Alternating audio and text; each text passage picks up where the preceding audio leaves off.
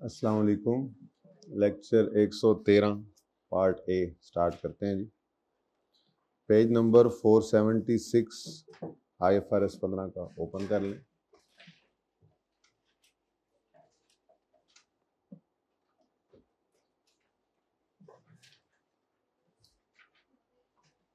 जी पहुंच गए सब। वॉल्यूम 1 कोई बात नहीं, उसका कॉपी करा ली, बैठ जाओ, फिर ज़रूरत पड़ेगी अगली ब्रेक में ले आना। मतलब उससे एक सवाल करना है लीज का, तो फिर मैंने इसीलिए कॉपी भी करा ली है कि कोई कहेगा मैंने पढ़ा नहीं मैसेज, कोई कुछ कहेगा कोई कुछ। लेकिन अब कल से फिर ये कल और परसों 2 दिन दोनों वॉल्यूम्स पास हों, ठीक है ना। कभी कहीं फिर रहे हो कभी। जी बेटा क्या जी। Abbasin limited sold goods amounting to 1 lakh to Raja traders on यकम जनवरी 21 ऑन 2 महीने उधार। It is company policy to allow a cash discount of 10% if customers pay within 1 month of sale. Company की पॉलिसी है कि वो कैश डिस्काउंट देते हैं अगर 10% का अगर कस्टमर 1 महीने में आ जाए। रिक्वायरमेंट है। How the above transaction along with following independent scenarios will be treated in books of RT on Yakam January and on date of payment.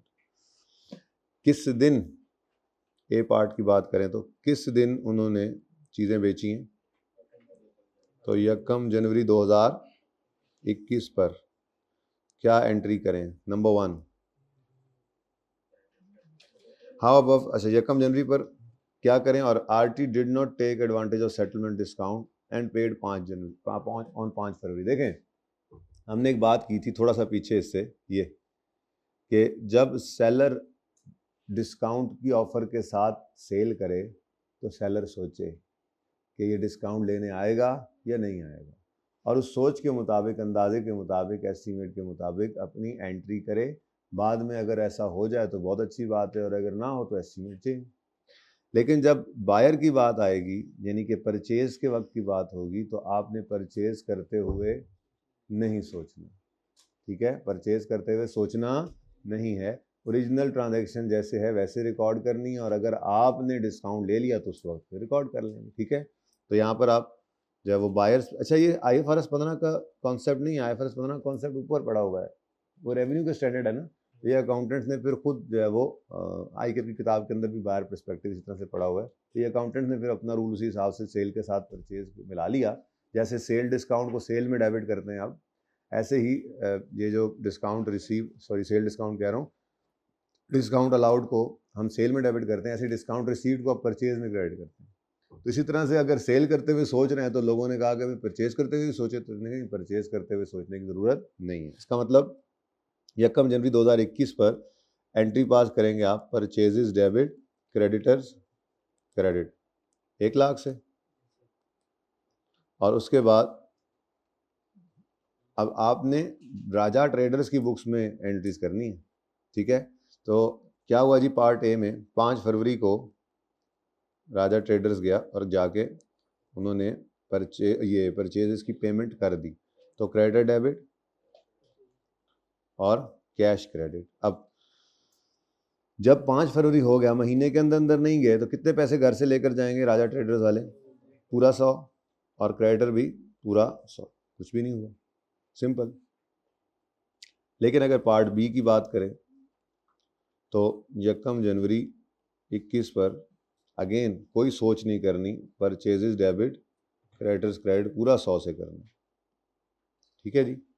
और फिर हुआ क्या, RT टुक, राजा वाले जो है उन्होंने डिस्काउंट ऑफर एक्सेप्ट, मतलब उन्होंने जो है वो डिस्काउंट अवेल कर लिया, टुक advantage of settlement discount and paid on 17 जनवरी। तो कोई मसला नहीं, 17 जनवरी पे जाएंगे। अब क्रेडिट डेबिट करना है, कैश क्रेडिट करना है, लेकिन घर से कैश कितना लेकर जाएंगे? अब वो 90 रुपये लेकर जाएंगे, ठीक है। लेकिन क्रेडिटर पूरा 100 से ख़त्म हो गया। अब ये पुराना कॉन्सेप्ट था कि ये डिस्काउंट रिसीव्ड इनकम होगी, अब इसको भी सेल में जैसे डिस्काउंट अलाउड को डेबिट कर देते हैं, ऐसे ही डिस्काउंट रिसीव्ड को इनकम बुक करने की बजाय परचेज में नेट कर दिया जाता है, ठीक है। तो ये बैलेंसिंग फिगर जो डिस्काउंट की थी ये परचेज में डाल दी, ठीक है जी। तो आपने इसके ऊपर साथ हेडिंग बना लेनी है कि परचेज करते हुए सोचना नहीं, ठीक है जी। यानी कि ये नहीं सोचना कि हम डिस्काउंट लेंगे या नहीं लेंगे। ओके, डन जी। चलें अब इधर ही बढ़ते हैं आगे, बच्चे शच्चे भी पूरे हो जाएंगे। एक चीज़ है जी ले अवे सेल्स। ले अवे सेल्स किसे कहते हैं जी? ले अवे सेल्स नहीं पता। अच्छा, एक होती है इंस्टॉलमेंट वाली सेल, किस्तों वाली सेल, एक होती है ले अवे सेल। दोनों में फ़र्क क्या है? दोनों में फ़र्क ये है कि किस्तों वाली जो सेल होती है उसमें गुड्स पहले कस्टमर को दे दी जाती हैं और फिर किस्तों में पैसे लिए जाते हैं। ले अवे सेल थोड़ा सा डिफरेंट है।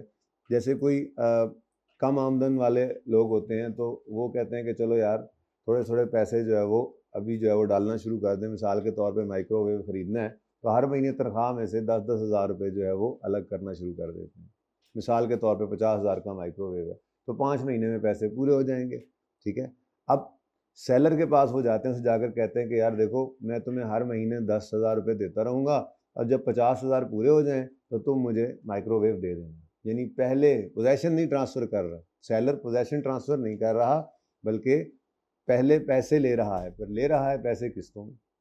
इसमें स्टैंडर्ड थोड़ी सी ये शर्त लगाता है कि जी आपने फिर उसको एसिड को अलग करके खैर चलें बाद में बात करते हैं। तो सादा बात क्या है, ले अवे सेल्स क्या होती है जी? मिसाल के तौर पे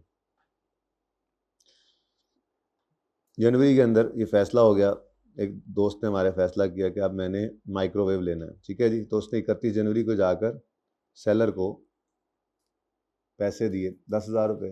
तो सेलर ने, ये सेलर की books in the books of seller, ठीक है, एंट्री करेगा सेलर कैश डेबिट और contract liability credit, advance from customer credit. ठीक है जी, कितने से? 10,000 से। ठीक है, उसके बाद फिर अगले महीने फिर जाएगा, कैश दे देगा 10,000। तो सेलर क्या कर रहा है? कैश रिसीव करता जा रहा है और अपनी लायबिलिटी बुक करता जा रहा है। ठीक है, किस्तों वाली सेल जो इंस्टॉलमेंट वाली सेल होती है उससे फ़र्क इसका ये है कि इंस्टॉलमेंट वाली सेल में गुड्स पहले दे दी जाती हैं और किस्तें ली जाती हैं। यहाँ पर पहले पैसे लिए जा रहे हैं। ठीक है, फिर 31 मार्च को जाएगा cash debit, contract liability credit. मेरे ख्याल में काफ़ी 30,000 का मिल जाता है। ठीक है, अब 31 मार्च को ही अब आखिरी 10,000 पकड़ा के तो हमारा वो कस्टमर कहेगा कि जी अब मुझे मेरा माइक्रोवेव दे दीजिए। तो कॉन्ट्रैक्ट लायबिलिटी डेबिट और सेल ऑफ माइक्रोवेव, ठीक है, revenue of oven credit. Oven चलो जी, कितने से जी? 30। ये है जनाब ले अवे सेल्स। ठीक है, तो ले अवे सेल्स में क्या होता है जी? ले अवे सेल्स में क्या होता है जी कि आपका कस्टमर जो है वो आपको पैसे इकट्ठे कराता रहता है और यहाँ तक कि उसकी चीज़ के पैसे पूरे हो जाते हैं और फिर आप उसको वो चीज़। अब इसमें स्टैंडर्ड ने चलो पढ़ते हैं यहाँ से। Retailers routinely offer lay away sale arrangement to their low income group customers where customers are allowed to set aside a specific item. वो अलग करके रखवाते हैं। ठीक है, ये मेरा ओवन अलग कर दें इन शॉप। ये बात असल में कह रहा था कि स्टैंडर्ड ने शर्त लगाई, यहाँ से पढ़ लेते हैं। ठीक है, तो अलग करके अपना ओवन रखवाते, कहते हैं यार ये मेरे लिए ओवन अलग कर दो, ये वाला मुझे पसंद है, ये अलग कर दो और मैं आपको 10-10 हज़ार करके हर महीने जब पैसे देता रहूँगा। जब मेरे 30,000 का ना ये ओवन, जब मेरे 30,000 पूरे हो जाए तो मुझे आपने ओवन दे देना। ठीक है, the retailer retains custody of goods, चीज़ें उसी के पास पड़ी रहती हैं until customer pays full amount. Revenue from ले away sale is recorded when goods are delivered against full payment. कब रेवेन्यू रिकॉर्ड करना है? कब रेवेन्यू रिकॉर्ड, ये नहीं साथ साथ रेवेन्यू रिकॉर्ड कर सकते। ठीक है, जब पूरी पेमेंट हो गई। अच्छा, स्टैंडर्ड ने यहाँ पर पूरी की बजाय ना सब्सटेंशियल भी कहा है, ये आगे पढ़ो। However if sellers historical experience for frequent customer, एक कस्टमर ऐसा है जो बस किसी ना किसी चीज़ को ऐसे खरीदता रहता है फ्रीक्वेंटली। ठीक है, और उसका हिस्टोरिकल एक्सपीरियंस यही बताता है कि most of lay away transactions are converted into sale, then it can record revenue when it receives a significant deposit. 90% तक भी आ जाए, प्रोवाइड दैट। अगर वो कहता है कि जी वैसे तो आपने किस्तें लेते रहना है, चीज़ें अपने पास रखनी है, कस्टडी रिटेन रखनी है, लेकिन अगर आपका हिस्टोरिकल एक्सपीरियंस इस कस्टमर के साथ यही है या इस तरह कस्टमर के साथ यही है कि ज़्यादातर ले अवे सेल्स कन्वर्ट हो ही जाती हैं, तो जब तकरीबन सारे पैसे आ जाएं तो तभी उसका रेवेन्यू रिकॉर्ड करो। लेकिन उसके लिए फिर ज़रूरी क्या है, provided that goods are on hand, आपके पास मौजूद हैं, आइडेंटिफाइड अलग हैं और रेडी फॉर डिलीवरी, यानी कि आप उस अभी आए तो आप उसको डिलीवर कर सकते हैं। ठीक है जी। अच्छा, उसके बाद जनाब एजेंसी सेल है, हमने कहीं पढ़ा तो था। एजेंसी सेल क्या है? When an entity who is agent satisfies performance obligation, the entity records revenue in the amount of any fee commission to which it expects to be entitled. बस काफ़ी है।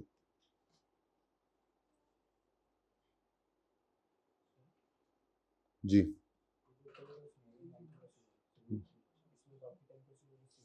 रिसीवेबल ही बनाएंगे। नहीं, आप कॉन्ट्रैक्ट किस लिए बनाएंगे? आपने डिलीवर कर दिए गुड्स, आपके ज़िम्मे क्या रहेगा? ठीक है, हाँ बाकी अगर ऐसी कोई बात नहीं, कॉन्ट्रैक्ट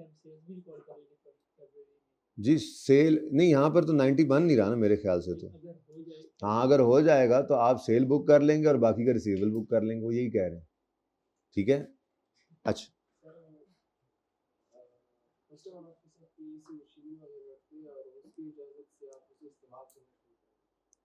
नहीं आपके पास रख किस लिए दे? नहीं वो तो बिल एंड होल्ड हो गया ना, उसके लिए बना के उसको डिलीवर करने के लिए बुलाया, उसने पैसे दे दिए तब उसकी बनी। हाँ तो फिर आप उसको किराया देंगे या जो भी अरेंजमेंट होगा वो आपका अपना होगा, चीज़ तो उसकी है ना, वो तो सेल होगी, वो ये ट्रांजैक्शन तो नहीं है। ठीक है, ये तो आपने उसकी लिए चीज़ अलग करके रखी है, जब उसके पैसे पूरे हो रहे हैं, ये अदर एस्पेक्ट्स हैं। ठीक है, स्टैंडर्ड में इस तरह से इसके पैरास नहीं, कुछ एस्पेक्ट्स दिए हुए हैं, बहरहाल वो अलग से करके रखी हुई है आपने, उसके पैसे आप ले रहे हैं, तो आप तकरीबन सारे पैसे आ जाएँ तो बाकी भी आ ही जाएंगे। तजर्बा अगर है आपको कि ऐसा हो जाता है तो फिर आप बेशक कर लेंगे। ठीक है, आप इस्तेमाल नहीं कर सकते उसको, वो कह रहा है सेटिसाइड होनी चाहिए चीज़, इस्तेमाल करने लग जाए फिर तो वो आपकी आप अपने इस्तेमाल में ला रहे हैं उसको, पीपी ही बनाकर किराए पे दे रहे हैं तो उसका रेंट ले, वो सेल तो नहीं है, उसका रेवेन्यू नहीं बुक कर सकते। ठीक है। अच्छा जी वैन एन एंटिटी, यानी हमारे इंजमाम भाई, अच्छा हमने इंजमाम से मंगवाए थे, इन्होंने शेख रशीद से मंगवाए, चलो खैर। When an entity who is agent, when Inzamam जो कि एजेंट है, सेटिस्फाइज परफॉर्मेंस ऑब्लिगेशन, यानी कि सेटिस्फाई क्या करेगा? परफॉर्मेंस ऑब्लिगेशन, सेल कर देगा goods of principal, sells goods of principal.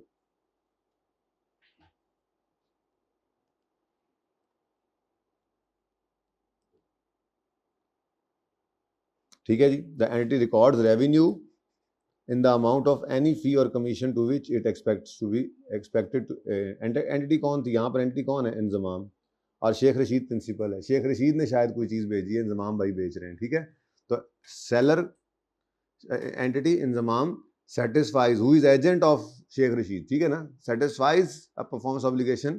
ठीक है, तो रिकॉर्ड करेगा रेवेन्यू कितनी अमाउंट का? In the amount of any fee और कमीशन टू विच, पहले दिन बात शुरू में बात की थी यहाँ। ठीक है जी। अच्छा, तो एजेंट की बुक्स के अंदर मैं एंट्री कर देता हूँ, जो एंट्री हमने की थी, हमने परफॉर्मेंस ऑब्लिगेशन के नहीं, ट्रांजैक्शन प्राइस को पढ़ते हुए हमने ये बात की थी। खैर चलें, एजेंट की बुक्स के अंदर, एजेंट की बुक्स यानी इंजी भाई की बुक्स के अंदर क्या एंट्रीज होंगी? जब वो आम बेच लेंगे इंजी भाई शेख रशीद के भेजे हुए, तो कैश डेबिट करके, मिसाल के तौर पे जो है वो 150 रुपया कैश आया, ठीक है, तो उसमें से 15 रुपये इंजी भाई के थे, तो कमीशन इनकम, चलो पूरा लिख लें, कमीशन इनकम 150 का 10% कितना बना जी? 15 रुपये, ये अलग करके अपना रिकॉर्ड कर लेंगे, और बाकी का क्या करेंगे जी? Payable to Sheikh Rashid, payable to principal. यही मैंने आपको पढ़ाया था ट्रांजैक्शन प्राइस जब पढ़ा रहा था उस वक्त। और sale with right to return, in some contracts entity transfer control of product to a customer and also grants customer right to return। ठीक है, तो इसमें क्या होता है जी, आपको पता है जब तक वो टाइम एक्सपायर नहीं होता आप अनसर्टन है। अब आप वो सवाल याद करें जो 2-3 हमने किए थे, अगर तो आपका पास फिलिप्स वाला सवाल ही ज़हन में ले आए, सबसे पहला किया था, अगर कोई नहीं, पहला एक्सपीरियंस आपका, पहली बार आप इस कस्टमर के साथ डील कर रहे हैं, तो फिर आप क्या करें? सारे का सारा आप लाइबिलिटी रखें जब तक कि वो एक्सपायर ना हो जाए टाइम, रिटर्न का, और अगर आपका एक्सपीरियंस है प्रीवियसली इन सेल्स का और आपको लगता है कि एक्सेप्ट हो जाती हैं, तो फिर जितनी एक्सपेक्टेशन है उस बेस के ऊपर आप सेल जो है वो बुक कर लें। ठीक है, आए बच्चे आ ही जा रहे हैं, आई जा रहे हैं, आई जा रहे हैं। पहले सफ़े पे आए जरा जी, डेफिनेशंस।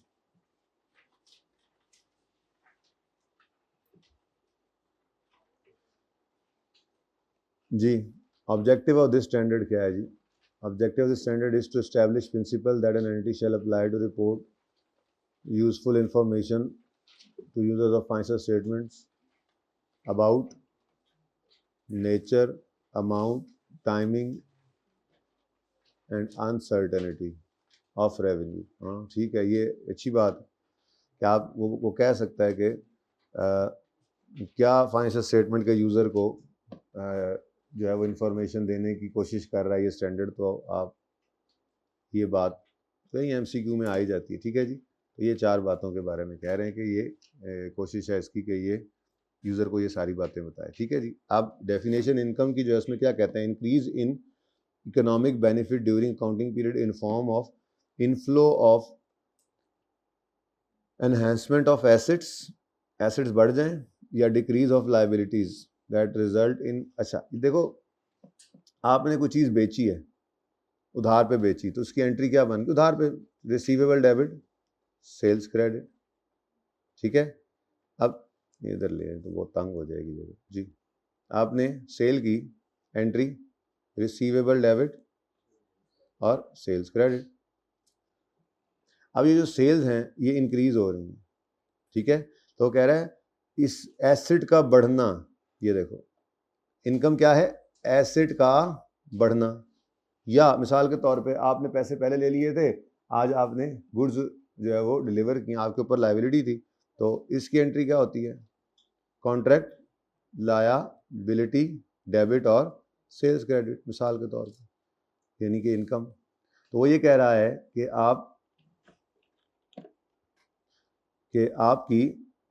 आपके एसेट का बढ़ना या लायबिलिटी का कम होना जो कि इंक्रीज कर दे इकोनॉमिक बेनिफिट को, अदर देन वो। अच्छा, एक मिनट, इंक्रीज जो है ये इनकम का इंक्रीज जो है किसको इंक्रीज करेगा? अल्टीमेटली प्रॉफिट को और रिटेन्ड अर्निंग को। प्रॉफिट को और रिटेन्ड अर्निंग। तो वो कह रहा है कि आपके इकोनॉमिक बेनिफिट्स में increase due to increase in asset या डिक्रीज इन लायबिलिटी। ठीक है, जो कि नतीजतन इंक्रीज किसको कर दे? इक्विटी को। अच्छा, अब ये इक्विटी का इंक्रीज है और एक ओनर घर से पैसे लाते हैं, शेयर्स बढ़ते हैं, शेयर कैपिटल, वो भी तो इक्विटी का इंक्रीज ही है तो इंक्रीज ही।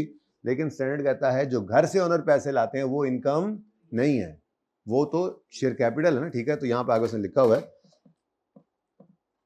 किसे गया? That result in increase in equity. ये देखो कि इंक्रीज इन एसेट या decrease in liability, that result in increase in retained earnings. ठीक है, other than those relating to contribution from equity.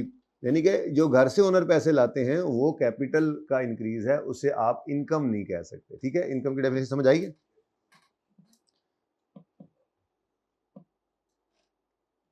मतलब लाइक न्यू शेयर्स इश्यू होने से, new shares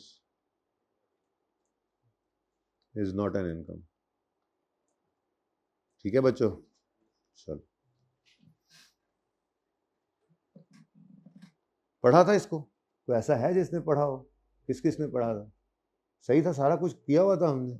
चलें, कुछ बातें हैं फिर भी, बस 5-7 मिनट और थोड़ा सा यहाँ से फिर वापस भाग जाएंगे, फिर सवालात की तरफ भाग जाएंगे। फिर इसी तरह से बच्चे पूरे करने के लिए किसी वक्त मैं ये चीज़ें पढ़ा दूंगा। फिर एमसीक्यू, जो बच्चे लेट आते हैं उनके एमसीक्यू जो वो रह जाएंगे, अल्लाह ना करे। अच्छा जी, ज़रा आ जाएं। और परफॉर्मेंस ऑब्लिगेशन की डेफिनेशन भी थी एक छोटी सी, वो भी 1-2 नंबर की उसने एक बार पूछी हुई है। लबो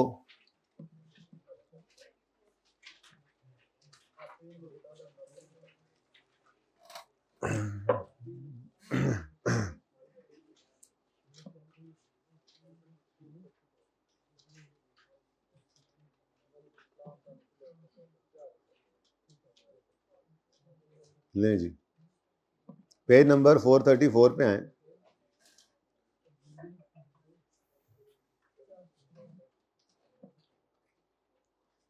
परफॉर्मेंस ऑब्लिगेशन क्या है जी? परफॉर्मेंस ऑब्लिगेशन क्या है, कोई बताए? स्टैंड का मैं बताता हूँ, इन्होंने छो, इन्होंने को नहीं दसना, मैं बताता हूँ। हाँ, performance obligation is a promise in the contract with customer to transfer customer either a good or service that is distinct, ठीक है, या a series of goods or services that are substantially the same and that have same pattern of transfer to the customer, ठीक है। ये जरा line समझ नहीं आती, जिसके लिए मैंने कहा था खुद ना पढ़ना, मैं पढ़ा दूंगा। जैसे मिसाल के तौर पे आपको बिजली रिसीव हो रही है, तो बिजली जो है वो आ रही है लगातार, यूनिट्स आप कंज्यूम कर रहे हैं, रिसीव कर रहे हैं, कंज्यूम कर रहे हैं, ठीक है। तो हर यूनिट वैसे तो डिस्टिंक्ट है, क्या ख्याल है? Each unit is distinct, her unit distinct है। क्यों? क्योंकि अपनी ज़ात के एतबार से भी डिस्टिंक्ट है, और अब मतलब अलग अलग आ रहा है ना। आपको एक यूनिट यूज़ करने के लिए, इस्तेमाल करने के लिए दूसरे यूनिट की ज़रूरत तो नहीं पड़ती, ठीक है। तो ये हर यूनिट क्या है? डिस्टिंक्ट है, ठीक है। लेकिन चूंकि ये एक सीरीज ऑफ यूनिट्स होती है, सीरीज ऑफ यूनिट्स आ रही है आपके पास, तो फिर स्टैंडर्ड कहता है कि ये एक ही पीओ है, वन पीओ, लेकिन सेटिस्फाइड ओवर टाइम। ये नहीं कह सकते आपके जी ये एक यूनिट एक पीओ है, वावडा वाले बैठे हो है गया एक यूनिट, एक दूसरा यूनिट रेवेन्यू, तीसरा यूनिट नहीं, ऐसे नहीं, ठीक है। मतलब ठीक है, ये गुड सर्विस हर एक यूनिट डिस्टिंक्ट है, लेकिन चूंकि ये एज अ सीरीज इधर इधर से जनाब कॉन्टीन्यूसली जो है वो आती जा रहे हैं यूनिट्स, और यहाँ पे हम कंज्यूम करते जा रहे हैं, लेकिन ये हर यूनिट जो है ये वैसे डिस्टिंक्ट जरूर है, पर चूंकि सीरीज के अंदर आ रहा है तो फिर एक पीओ है जो कि सेटिस्फाई हो रही है ओवर टाइम। ये वैसे ही आपसे जरा बात की। तो परफॉर्मेंस ऑब्लिगेशन की डेफिनेशन उसने एक बार पूछी हुई है, ठीक है। तो परफॉर्मेंस ऑब्लिगेशन की डेफिनेशन इतनी को याद कर लें। Performance obligation is a promise in a contract with customer to transfer customer a good or service that is distinct, or a series of distinct goods or services that are substantially the same and that have same pattern of transfer to the customer. For example, electricity, payroll processing, gym services are consumed by customer as LTD delivers them. Here promises are satisfied over time. ठीक है जी। तो इसको भी, ये भी एक आध बार मेरे ख्याल में उसने टेस्ट भी कर लिया, पूछ लिया होगा।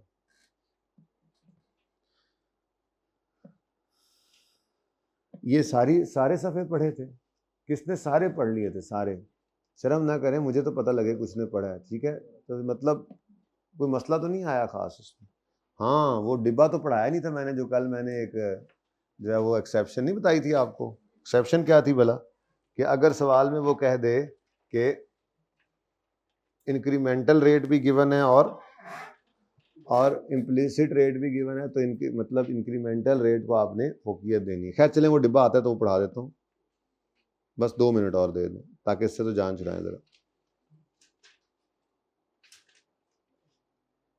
ये ट्रांजैक्शन प्राइस जो है, ट्रांजैक्शन प्राइस को डिटरमिन करने के लिए कुछ स्टेप्स को कंसिडर करना है, जिसमें आपने वेरिएबल कंसीडरेशन, पेज 442, जहाँ पे पढ़ने वाली बात आएगी मैं पेज बताऊंगा, फिलहाल तो यहाँ देख लें, पढ़ा हुआ।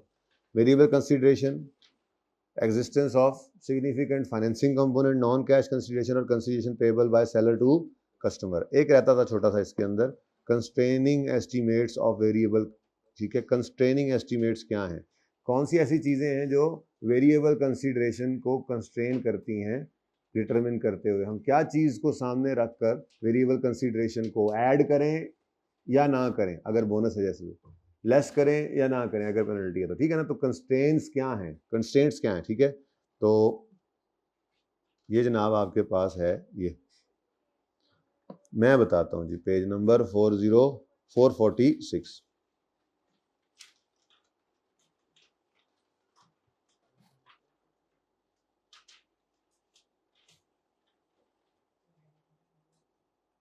अच्छा जी, एक होता है जी फिक्स ट्रांजैक्शन प्राइस में, एक होता है फिक्स पोर्शन और एक होता है वेरिएबल पोर्शन, ठीक है। फिक्स्ड पोर्शन जो है, लेट्स से वो सेल प्राइस है, हमने जो कॉन्ट्रैक्ट किया है उसके अंदर एक फिक्स पोर्शन है, सेल प्राइस मिसाल के तौर पे 50 मिलियन। हमें एक कॉन्ट्रैक्ट मिला कंस्ट्रक्शन का, फिक्स्ड पोर्शन उसका क्या है जी, 50 मिलियन। ठीक है, अब इस फिक्स पोर्शन के अंदर मैं वेरिएबल कंसीडरेशन जो है उसको ऐड करूं या ना करूं। मिसाल के तौर पे अर्ली कंप्लीशन बोनस है। ठीक है जी, अर्ली कंप्लीशन बोनस।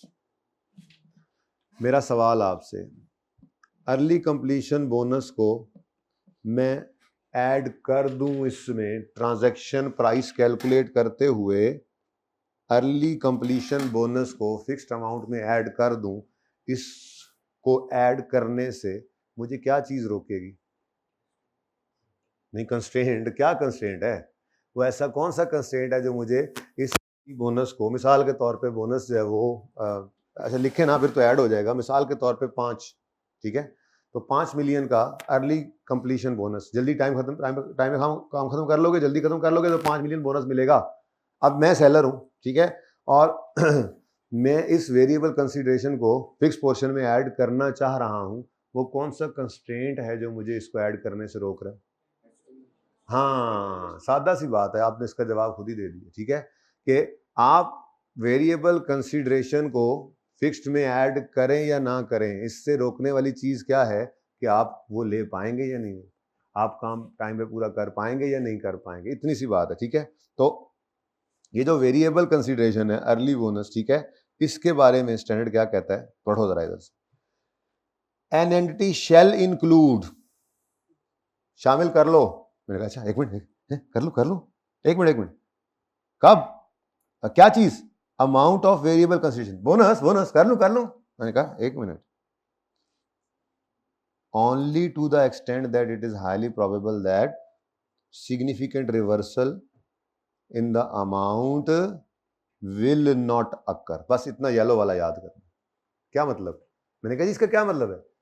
कहता है आप ऐड कर लो अमाउंट ऑफ वेरिएबल कंसीडरेशन। मैंने कहा 5 ऐड कर लूं? कहता है एक मिनट, सिर्फ उस हद तक ऐड करो जिस हद तक आपको हाईली प्रोबेबल है कि बाद में उसको रिवर्स नहीं करना पड़ेगा। मैंने कहा अच्छा, सीधी बात कर देते ना कि अगर मुझे उम्मीद है कि मैं टाइम पे काम खत्म कर लूंगा तो मुझे ये ऐड कर लेना चाहिए। ठीक है, और अगर पेनल्टी है और मुझे उम्मीद है कि मैं उसको टाइम पे कम कर लूंगा, लेट नहीं करूंगा, तो उसको लेस ना करूं, ये वाली बात कर रहा था वो। ठीक है, तो इतनी सी बात सिर्फ हाईलाइट कर लें और ये 5 मिलियन ऐड कर लें मेरी इस बात को सुनते हुए कि मुझे उम्मीद है कि रिवर्सल, मतलब बाद में रिवर्सल नहीं करना पड़ेगा ना। वो बेसिकली ये कह रहा है कि ये तो नहीं ना कि पहले जनाब आपने ऐसे आंखें बंद करके तो 55 मिलियन ले लिया, पता भी है आपको कि टाइम पे काम नहीं होना, बाद में 5 रिवर्स करना नहीं पड़ना, तो क्यों ऐसे बुक करो? तो क्या कंस्ट्रेंट है वेरिएबल कंसीडरेशन को आपने जब ऐड करने का सोचना है तो यही है बस, anti shall include amount of variable consideration only to the extent that it is highly probable that no reversal will occur। ठीक है ना, that a significant reversal in the amount will not occur। बहुत ज्यादा मसला नहीं आएगा, वो जाहिर सी बात है, आपको उम्मीद है कि आप कर लेंगे तभी ऐड करेंगे, हमने इसको ऐसे पढ़ा हुआ है। ठीक है, तो एक छोटा सा पॉइंट था ऐसे ही बीच में पढ़ा हुआ। चलें जी, अब ऐसा करते हैं,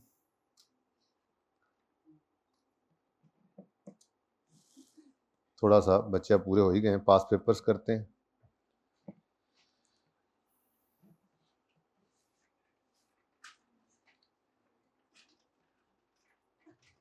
तीन सवाल करेंगे मॉडिफिकेशन की प्रैक्टिस में। सबसे पहले पास पेपर 13 पे आए, रोम्बस।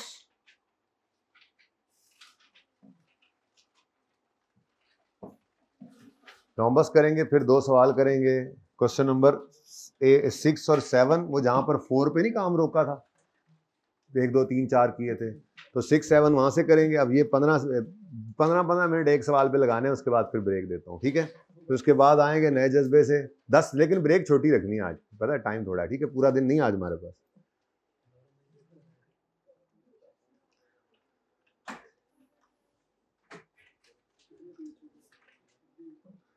पास पेपर 13 का पार्ट 2 हमने कर लिया था, पार्ट 1 रहता था, आए इसको पढ़ते हैं। पेज नंबर जनाब है 519।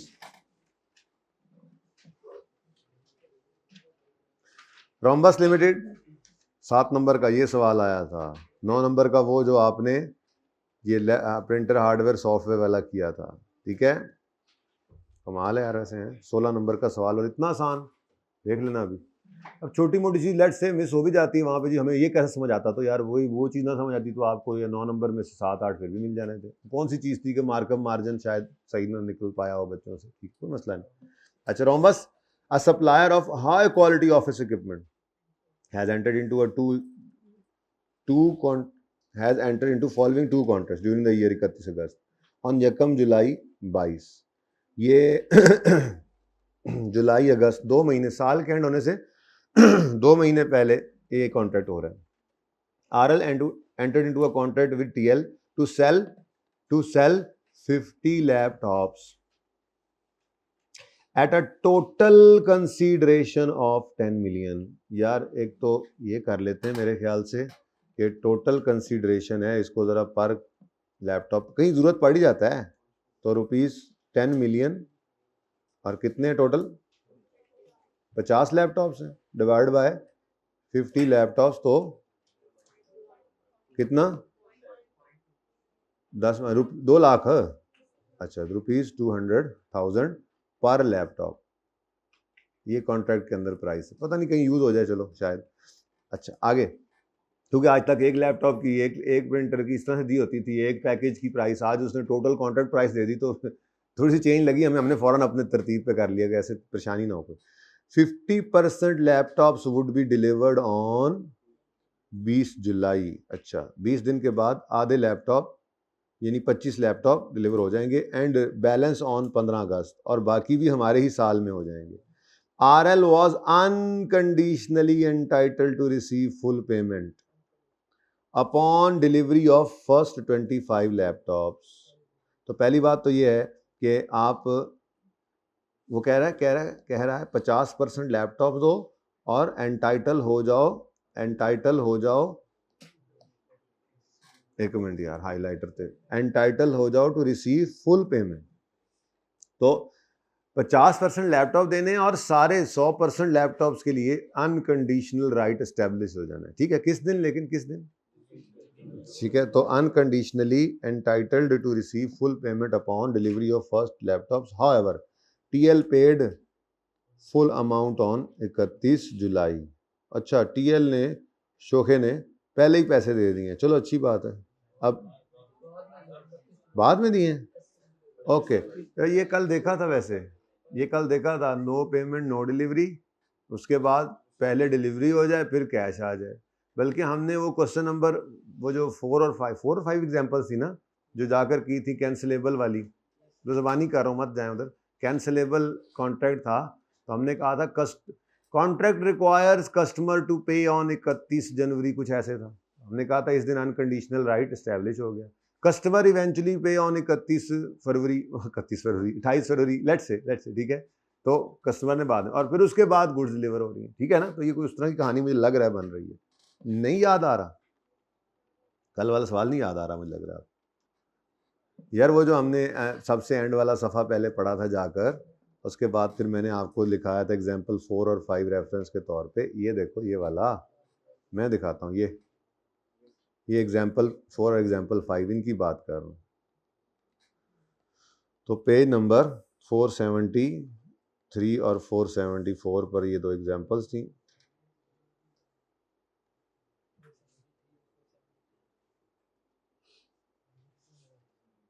ये देखो, कॉन्ट्रैक्ट रिक्वायर्स कस्टमर टू पे on 31 January, customer page on यकम मार्च, और गुड्स आर डिलीवर्ड ऑन 31 मार्च। तो ऐसा कुछ मिलता जुलता केस नहीं बन गया कि पहली डिलीवरी के वक्त अनकंडीशनल राइट एस्टेब्लिश हो गया था कि उस दिन पे करो, पे करने का भी बोल रहा है, ठीक है, लेकिन उसने पे किया इवेंचुअली कुछ अरसे के बाद, ठीक है, और गुड्स फिर मेरे ख्याल में उसके भी बाद हैं आदि, ठीक है, चलो। अच्छा जी, अब पढ़ तो लें आगे सवाल पर। ऑन 7 अगस्त, अच्छा वैसे अब by the way 1 by 1 dates तो लिखते चले जाएं। सबसे पहले आपको 20 जुलाई नज़र आ रहा है, सही है। 20 जुलाई को आपने क्या किया है,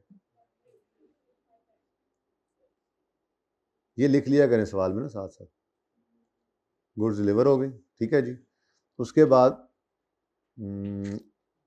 31 जुलाई को क्या हुआ है, पूरी पेमेंट आ गई है। अच्छा, अब इस दिन 20 जुलाई को गुड्स डिलीवर हुई हैं, तो रिसीवेबल बुक करना है।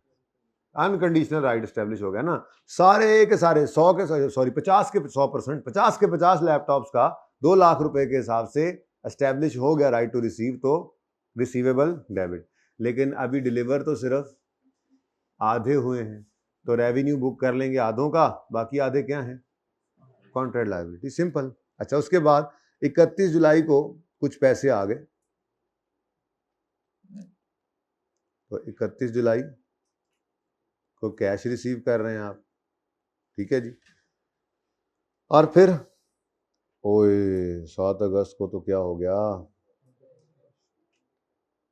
मॉडिफिकेशन आ गई है यार। Contract was modified as TL ordered additional 30 laptops of 190 each for delivery on 25 August. भाई बिल्कुल वैसे ही वर्किंग करेंगे, ठीक है। ओरिजिनल कॉन्ट्रैक्ट था 50 का, जिसमें से 25 डिलीवर हो गए थे, रिमेनिंग 25 थे।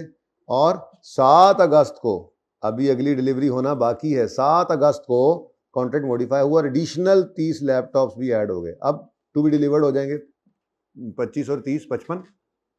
अब अगली बात ज़हन में आती है फौरन। Question 1, goods be distinct, standard price, तो कुछ ना करो। क्वेश्चन 2, गुड्स डिस्टिंक्ट लेकिन स्टैंडर्ड प्राइस नहीं, तो फिर पुराने कॉन्ट्रैक्ट को छोड़ो, जो हो गया सो हो गया, उसको दफा करो, ठीक है। अगली दो को एवरेज आउट कर लो, याद आ रहा है। और तीसरे में जब गुड्स ही डिस्टिंक्ट नहीं थी, तो फिर वैसे ये तो मुझे लग रहा है कि लैपटॉप्स अलग अलग इस्तेमाल हो सकते हैं, गुड्स तो डिस्टिंक्ट हैं। अब बस मसला ये है कि ये जो 200 से 190 हुआ है, ये उसने हमें डिस्काउंट दिया है या मार्केट में ही मार्केट में लैपटॉप्स की प्राइस कम हो गई, ये डिसाइड करेगा हमारा treatment. These 30 laptops are distinct, अच्छा उसने खुद ही बता दिया but do not reflect the, तो इधर साथ लिखा हमने like question number 2, like question number 2। Page number बताओगे, क्वेश्चन 2 पेज नंबर बताओगे, वो जो हमने 1 2 3 4 किए थे, हैं 400, क्वेश्चन नंबर 2 पेज नंबर 425 26 जो भी है, वहां पहुंच गए तो पता लग जाएगा, ठीक है। क्वेश्चन नंबर 2 कहां पे, ओके डन, चलो। अच्छा ले जी, but do not reflect stand alone selling price, it was agreed that TL would pay for 29 laptops हैं, 30 लैपटॉप और 29 की पेमेंट करेगा। क्यों, एक के पैसे क्यों छोड़ रहे हैं? एक तो आपने इन पे भी डिस्काउंट दिया है, नजर आ रहा है। उन्होंने कहा स्टैंडर्ड प्राइस नहीं, मार्केट में इतने का नहीं है। तो अगर मार्केट में इतने का नहीं है, तो फिर इसका मतलब है कि पिछले कॉन्ट्रैक्ट की वजह से ही डिस्काउंट दिया होगा आपने। ऊपर से कह रहे हैं जी 30 की बजाय, अब ये क्या हो गया, this discount has been given in like question number 4। अब याद आया, क्वेश्चन 2 को काट के 4 किया था, मतलब क्वेश्चन 2 के सोल्यूशन में एंड पे मैंने सिर्फ, और मैंने कहा था कि ये जो लाइन है, ये जो उसने कहा है कि आपको एडजस्टमेंट देंगे, ये कहीं पे भी आपके वो वर्किंग में, क्वांटिटी वाली में, आपके रेवेन्यू निकालने में कहीं पे भी यूज नहीं होना, बल्कि डायरेक्ट जर्नल एंट्रीज में जाके आपने इसको एडजस्ट करना है, ठीक है ना। तो इसको डायरेक्ट जर्नल एंट्रीज के अंदर ही एडजस्ट करेंगे।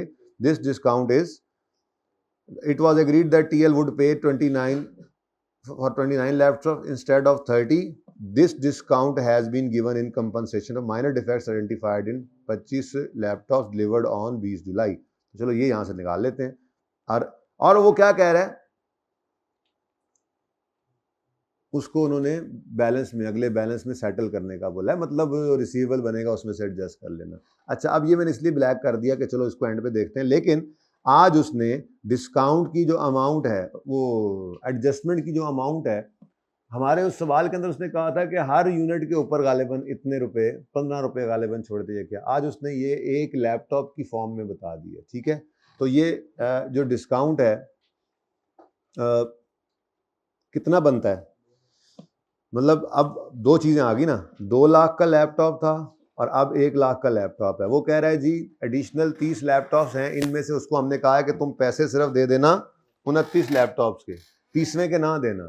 तो डिस्काउंट दे दिया, एक एडजस्टमेंट दिया ना, 25 पिछले जो खराब निकले थे उनकी एडजस्टमेंट के तौर पे हमने कहा अच्छा यार एक लैपटॉप के पैसे ना देना, मतलब डिस्काउंट अगर आपने निकालना है तो एक लैपटॉप की कीमत होगी कौन सा, 200 या 190।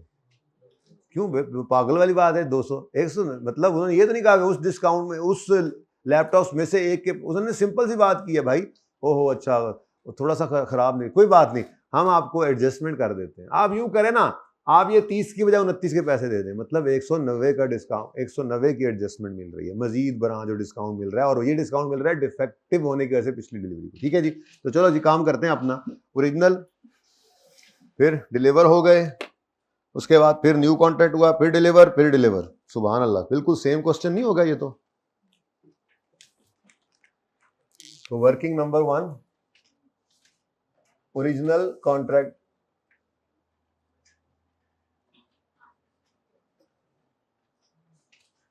बेटा ओरिजिनल कॉन्ट्रैक्ट किस दिन हुआ है? यकम जुलाई को। अच्छा 22 भी लिखना पड़ेगा जी। यूनिट्स लैपटॉप कितने? इसमें से कब डिलीवर हुआ पहली खेप? तो डिलीवर्ड 20 जुलाई पर, 25 डिलीवर हो गए, और अभी भी 25 जो थे वो टू बी डिलीवर्ड थे। और फिर क्या हुआ, बिल्कुल वैसी वर्किंग कर रहा हूं मैं जैसे उस दिन की थी। ठीक है, फिर क्या हुआ जी, मॉडिफिकेशन आ गई कॉन्ट्रैक्ट में। क्या आ गई? मॉडिफिकेशन। और ये मॉडिफिकेशन किस नस्ल की है? इस मॉडिफिकेशन को पिछले कॉन्ट्रैक्ट को अलग, पिछला कॉन्ट्रैक्ट अलग और इसको अलग समझे? नहीं, पिछला कॉन्ट्रैक्ट कैंसिल हो गया, नया कॉन्ट्रैक्ट बन गया, तो न्यू कॉन्ट्रैक्ट वाला काम होगा। ठीक है ना, मॉडिफिकेशन की नस्ल क्या है? ये न्यू कॉन्ट्रैक्ट की तरह ट्रीट होगा, पिछला गया सो गया। ठीक है, मॉडिफिकेशन किस दिन हुई है जी? 7 अगस्त को ये मॉडिफिकेशन हो गई। ठीक है जी, और इस दिन एडिशनल, तो अब कितने डिलीवर करने पड़ेंगे? अब इनमें से डिलीवर्ड और डिलीवर्ड, पहला डिलीवर कब हुआ जी? खेप पहली कब डिलीवर हुई? अपने हिसाब से ही होगी, उसने नहीं बताया। 31 अगस्त को होनी थी,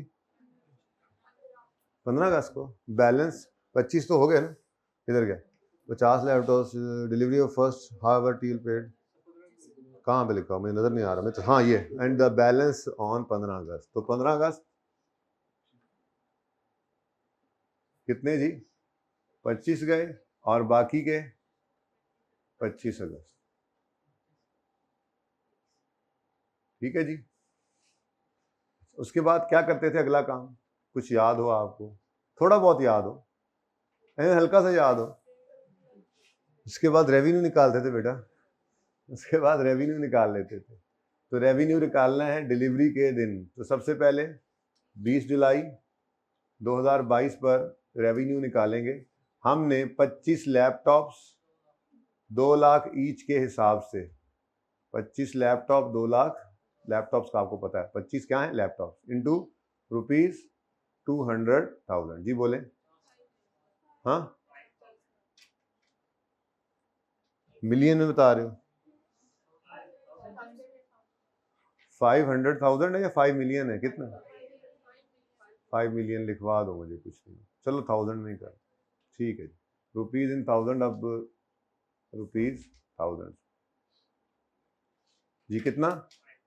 5000, डन जी। अच्छा उसके बाद क्या हुआ जी? 7 अगस्त को मॉडिफिकेशन हो गई। जब मॉडिफिकेशन आई थी, बल्कि इसको हमने, मैं तरतीब ना खराब करूँ आपकी, आपका सारा नशका खराब हो जाना। नशका वर्किंग नंबर 2 में हमने रेवेन्यू निकालना था। रेवेन्यू पहला किस दिन आपने कहा जी? 7 अगस्त को। ठीक है जी, 7 अगस्त को रेवेन्यू कैसे निकल रहा है जी? डिलीवरी, अच्छा सॉरी जी, 20 जुलाई पर रेवेन्यू रिकॉर्ड करें, जगह तंग है। कितने लैपटॉप जी? हर एक लैपटॉप 2 लाख। ठीक है जी, तो रुपीस इन थाउजेंड्स यहाँ पर लिख लें, 5। ठीक है जी, उसके बाद अब 5 अगस्त को क्या हुआ, मॉडिफिकेशन। मैंने ये जगह इसलिए छोड़ी कि जहाँ ओके वटएवर, यहाँ पर हमने एवरेज रेट निकाला। अब ये मॉडिफिकेशन जो है इसमें गुड सर्विसेज डिस्टिंक्ट है, इसलिए पिछले वाले को नहीं पकड़ लेना, जो हो गया सो हो गया, अगले दोनों रिमेनिंग पकड़ते थे। यहां पर हमने कहा था जी कि आप क्या करें जी, एवरेज कर लें। रिमेनिंग 25 है जमा 30 है, और 25 इंटू 2 लाख है प्लस 30 इंटू 1,90,000। याद आ रहा है कुछ? मैंने जगह भी इसलिए खाली की, हालांकि ये वर्किंग नीचे भी हो सकती है, पर्चे में ऐसा नहीं करना कि जरूरी है वहीं पे करें, मैं तो सिर्फ आपका किया हुआ काम, अभी इस तरह से 2 सवाल और कराने, तो जरा अपनी तरतीब पे तो रहें, ठीक है? तो ठीक है, इसको वर्किंग 2 अगर आपने किया था तो उसको वर्किंग 2 कर लें, इसको 3 रखें, नो इशू। लेकिन रेट कौन सा आएगा, एवरेज कितना, 19,545, ठीक है जी। अब ये जो अगली सेल्स हैं ये आपकी कौन कौन से डेट पर है, 15 अगस्त पर जो आप रेवेन्यू बुक करेंगे। अब कोई महमूद कोई एजाज रिमेनिंग में से नहीं छोड़ा हमने, पिछले को निकाल दिया, अलग कर दिया, और पिछला कॉन्ट्रैक्ट खत्म, और ये नया कॉन्ट्रैक्ट जो है ये अब मतलब कंबाइन हो गया, मतलब ये नया ऑर्डर जो है ये अब रिमेनिंग के साथ, यानी पिछला कॉन्ट्रैक्ट खत्म करके हम कहते थे अब न्यू कॉन्ट्रैक्ट बन गया जिसके अंदर ये 55 डिलीवरीज है। तो इन 55 डिलीवरीज का ये हमने एवरेज रेट, एवरेज प्राइस निकाल दी, ठीक है। तो रेवेन्यू 25 का 1,94,545, और फिर 25 अगस्त पर रेवेन्यू जो है 30 का 1,94,545। जी बेटा 4864 और 48 नहीं कितना 5836। अब जस्ट आपने एंट्रीज करनी है, सिंपल, ये ऐसे ही बना रहे थे, डेट्स तो वहां आ गई, बस कैश का ध्यान रखना है कि कैश किस दिन आया, ठीक है। तो 20 जुलाई को जी, 20 जुलाई को क्या हो गया जी, 50% लैपटॉप्स डिलीवर हो गए, लेकिन आपका अनकंडीशनल राइट जो है वो इसी दिन अनकंडीशनल राइट इसी दिन एस्टेब्लिश हो गया, ठीक है। तो रिसीवेबल 20 जुलाई को बुक करेंगे, देखो तरतीब से चल लेते हैं। 20 जुलाई 2000 कौन सा है, 22 है, ये देखो जी, एक मिनट, रिसीवेबल मैं नहीं अभी बुक कर रहा, बल्कि थोड़ा और इधर वर्किंग भी कर लेंगे।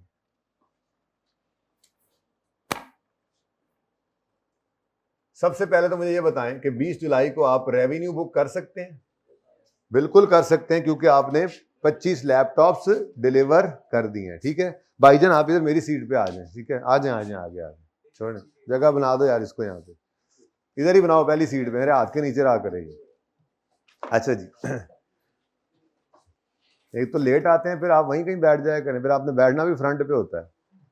इतनी तो मेरी पक्की सवारी कि मैंने फ्रंट पे तुम्हारे लिए जगह रखनी है, नजर नहीं आता। अच्छा बेटा जी, डिलीवर कर दिए 25 लैपटॉप, इनका रेवेन्यू रिकॉर्ड कर सकते हैं, बोलो। तो रेवेन्यू कितने लैपटॉप्स का रिकॉर्ड करेंगे, 25 इंटू, बल्कि निकला पड़ा है, निकला जो पड़ा, वर्किंग नंबर 3, ये दोबारा क्यों करें जी, कितना 5000। उसके बाद इधर देखना जरा, रिसीवेबल, आम हालात में तो हम यहां पर रिसीवेबल बुक करते थे 25 का, लेकिन सवाल ने क्या लिखा, इसी दिन अनकंडीशनल राइट एस्टेब्लिश हो जाना है, तो पूरे 50 का, पूरे 50 लैपटॉप्स का। और अगली बात, कितने रुपए के हिसाब से, 2 लाख रुपए के हिसाब से ईच, जी बोलो कितना। अब ये बाकी का 5000 कहां ले जाएं, ये जो आपका unconditional right to receive, no cash no delivery, लेकिन अनकंडीशनल राइट एस्टेब्लिश हो गया, तो उसके अगेंस्ट क्या कहते थे आप, कहते थे रिसीवेबल बुक करो, और फिर जो गुड्स डिलीवर करनी है उसकी लायबिलिटी बुक करो, तो कॉन्ट्रैक्ट लायबिलिटी क्रेडिट 5000, ठीक है जी।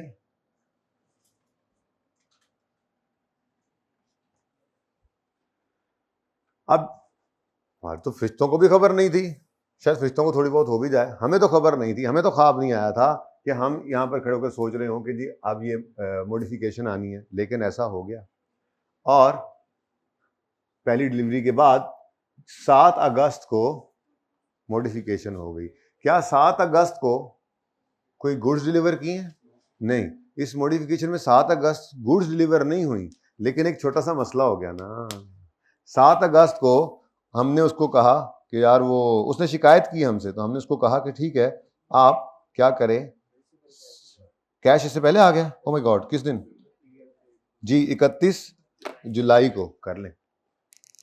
गंद में इतना पाते नजर ही कुछ नहीं आ रहा। 31 जुलाई 2022 पर कैश आ गया, कैश डेबिट और रिसीवेबल क्रेडिट। जी कितना कैश आ गया? 10,000 पूरा ही आ गया। सुभान अल्लाह। अब कोई रिसीवेबल नहीं रहा, पैसे भी दे दिए उसने। उसके बाद लैपटॉप्स खोलने शुरू किए तो उसने कहा यार लैपटॉप में माइनर डिफेक्ट आ रहे हैं। हमने कहा कोई बात नहीं भाई, आप इतने अच्छे कस्टमर हैं, आपने सारे पैसे भी हमें जब वो पकड़ा दिए 50 के 50 लैपटॉप्स के। तो आप यूँ करें, ये जो आपने नया ऑर्डर दिया है ना 7 अगस्त को मॉडिफिकेशन आई, इस दिन हम कह रहे हैं उसको कि तुम 1,90,000 मत देना, एक लैपटॉप के पैसे आपको छोड़े, छोटा मोटा मसला है। ठीक है, उसने कहा कोई मसला नहीं। अब 7 अगस्त को this discount has been given, this discount has been, it was agreed that TL would pay 30 laptops का ऑर्डर दे रहे हैं और 29 लैपटॉप्स के पैसे ले रहे हैं। क्यों? ये डिस्काउंट दिया गया है माइनर डिफेक्ट्स जो पिछले लैपटॉप डिलीवर किए थे 20 जुलाई पर। ठीक है, अगली बात साथ ही उन्होंने बता दी, TL settled the balance in September as per terms of. अच्छा, टीएल ने पैसे भी दे दिए बाकी के, किस दिन? तो अच्छा, अब 7 अगस्त को क्या करें? 7 अगस्त को तो 7 अगस्त 2022 को हम क्या करें? रेवेन्यू ज्यादा बुक हो गया पिछले लैपटॉप्स का, उसी में से डिस्काउंट दे रहे हैं ना, बोलो। तो रेवेन्यू को क्या कर दें? नहीं और क्या करें? रेवेन्यू का कोई कॉन्ट्रैक्ट लायबिलिटी पड़ी है जिसको आप खत्म कर सकते हो? लायबिलिटी टू डिलीवर गुड्स है। ठीक है, आपने रेवेन्यू बुक किया ये 5,000 रुपए, कुछ माइनर डिफेक्ट्स थे तो आपने इन्हीं को ही जो है वो आपने इसी रेवेन्यू को ही खत्म करना होता था। आप जाके क्वेश्चन नंबर 2 देखें तो सही, जरा चेक करें। ओह सॉरी, क्वेश्चन नंबर 4 अपने रजिस्टर्स में देखें, जैसे मैंने काट के उसको सही कर दिया था। कौन से पेज पे सवाल है? मैं ओपन करके दिखाता हूँ आप जी। 400, बहुत दूर है सफर, बड़ी देर लगा रहे हैं आप इसको पकड़ने में। है चलो शुक्र है कर तो रहे हम, प्रैक्टिस है ना बेटा, अभी तो एक बार करके गुजरे हैं यहाँ से। ये question number 4 like question number 2 little change, और वो चेंज यही था। ठीक है, अब सारा सवाल करते गए। जिस दिन ये मॉडिफिकेशन आई थी उस दिन हमने ये देखो, ये 15 रुपए का जो डिस्काउंट दिया था पिछली डिफेक्टिव डिलीवरी का, उसको उसकी हिट किसे लगाई थी? क्योंकि पिछला रेवेन्यू ज्यादा बुक हुआ है ना, उसी में से चीजें खराब आई हैं। नहीं बात समझ आ रही है? अलग अलग देखो, ये देखो डिफेक्ट, जो पिछली डिलीवरी में डिफेक्ट था उस पर जो डिस्काउंट दिया उसकी एंट्री क्या की? Revenue debit. मतलब रेवेन्यू ज्यादा बुक हो गया था ना, चीजें खराब निकली, तो बाद में अगर हम उसको एडजस्टमेंट दे रहे हैं तो उसी सेल को कम करें जो ज्यादा बुक कर दी थी, वही खराब निकली थी। लेकिन यहाँ पर चूंकि हमने कैश पे कर दिया था उसको, तो ये कैश क्रेडिट हो गया। ठीक है ना, अब यहाँ पे वो अलग बात है, देखते हैं। फिलहाल तो रेवेन्यू को डेबिट करना है, मैं ये बात कर रहा हूँ। ठीक है, आपने जो पिछली सेल की थी पूरी 5,000 की जो बुक की हुई है, वो रेवेन्यू को छेड़ना नहीं है। हाँ, अब उस रेवेन्यू की एडजस्टमेंट अब कर लें क्योंकि वो रेवेन्यू ज्यादा बुक हो गया, उन्हीं में से डिफेक्ट निकला। ठीक है, तो फिर आपने 7 अगस्त को रेवेन्यू डेबिट कर लिया। क्या सवाल ने कहीं पर बताया कितना जी? 1,01,90। ठीक है, क्या सवाल ने कहीं बताया कि आपने इनको कैश पे किया? नहीं, कैश तो पे नहीं किया। चलो रिसीवेबल पड़ा हो तो रिसीवेबल को क्रेडिट कर लेते हैं। देखो ना, कैश पड़ा नहीं है, कैश पे किया नहीं, ये सवाल बताता है। रिसीवेबल हम कहते थे जी पड़ा हुआ, उसको कम कर लेते हैं, कल को उसी को एडजस्ट अभी कर लेते हैं, कल को इतने कम ले लेंगे। तो रिसीवेबल वो भी खत्म हो गया, तो फिर अल्टीमेटली क्या बचता है? Contract liability. ठीक है, तो कॉन्ट्रैक्ट लायबिलिटी को क्या कर लें? रजिस्टर के छुपाया हुआ है, तो कॉन्ट्रैक्ट लायबिलिटी को क्रेडिट कर लें। लायबिलिटी टू गिव ये डिस्काउंट। ठीक है, ये डिस्काउंट हम देंगे इंशाल्लाह उसको, लेकिन हम एक ही कॉन्ट्रैक्ट लायबिलिटी का नाम, वो कॉन्ट्रैक्ट लायबिलिटी जो 5,000 से अब बढ़कर हो जाएगी 5190। आपने कभी भी ये नहीं सोचना, आप देखोगे एंड पे जाके अगर आप चेक भी करोगे ना तो आपकी कॉन्ट्रैक्ट लायबिलिटी ऑटोमेटिकली जीरो हो चुकी होती है। ठीक है, चल अच्छा जी, यकम जुलाई को ओरिजिनल कॉन्ट्रैक्ट हुआ, कुछ भी नहीं किया हमने। 20 जुलाई को हमने गुड्स डिलीवर की और अनकंडीशनल राइट एस्टेब्लिश हो गया सबका। तो रिसीवेबल सारों का बुक किया, 50 के 50 लैपटॉप्स का, 5000 डिलीवर कर दिए, 5000 का रेवेन्यू बुक किया और बाकी कॉन्ट्रैक्ट लायबिलिटी। ठीक है, अब दूसरी डिलीवरी होनी थी 15 अगस्त को, लेकिन उससे पहले 31 जुलाई को उसने पैसे दे दिए और 7 अगस्त को नया ऑर्डर कर दिए। लेकिन जब 31 जुलाई को पैसे दिए उस वक्त उसको डिफेक्ट्स का नहीं पता था। 7 अगस्त को उसने ऑर्डर करते हुए थोड़ी सी शिकायत भी लगाई कि पिछले लैपटॉप में थोड़ा सा डिफेक्ट निकला है। हमने कहा कोई मसला नहीं है, तुम यूँ करो, तुम अगली पेमेंट जो है उनमें से एक लैपटॉप के पैसे ना देना, एक लैपटॉप के पैसे ना देना, सादा सी बात। अब इस दिन खड़े होकर आपको पता लग गया है कि डिफेक्ट आ गया, तो इस दिन खड़े होकर आपने चेक करना है ये रेवेन्यू ज़्यादा बुक हो गया, ठीक है, इसमें कुछ डिफेक्ट की वजह से हमने एक 90 छोड़ा है, तो ये एक 90 रेवेन्यू को आप कम कर लें। अब ऑप्शन था कैश पे कर दिया है तो कैश क्रेडिट करते, नहीं तो रिसीवेबल पड़ा उसको कम कर लेते, दोनों नहीं है तो लायबिलिटी टू गिव डिस्काउंट। ठीक है जी, डन। अच्छा, उसके बाद अब क्या हुआ जी, अब बाकी सब कुछ सेम सही सही चला है। 7 अगस्त को ये काम करने के बाद 15 अगस्त को डिलीवरी हुई गुड्स की। 15 अगस्त को गुड्स की डिलीवरी हुई, 4864 का रेवेन्यू बुक कर लें। 15 अगस्त, सिंपल, ये डिलीवरी के हिसाब से आसान नंबर पहले लिया करें। ठीक है, मुझे बताएं जी 15 अगस्त को क्या हुआ है, गुड्स डिलीवर हो गई तो रेवेन्यू बुक कर सकते हैं, और रेवेन्यू आपको कहीं से लाने की जरूरत नहीं है, आपका वर्किंग नंबर 3 में निकला पड़ा है 48।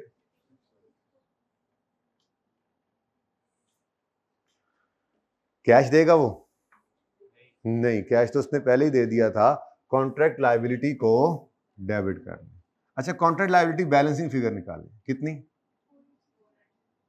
सिंपल। अब आप कहोगे जी 5000 पड़ा था, 190 और आ गया, निकला भी, भाई कोई बात नहीं, बाकी बैलेंस उसी में पड़ा है, इंशाल्लाह एंड पे सारा जीरो हो जाएगा। देखेंगे, आप खुद देखेंगे, हम देखेंगे।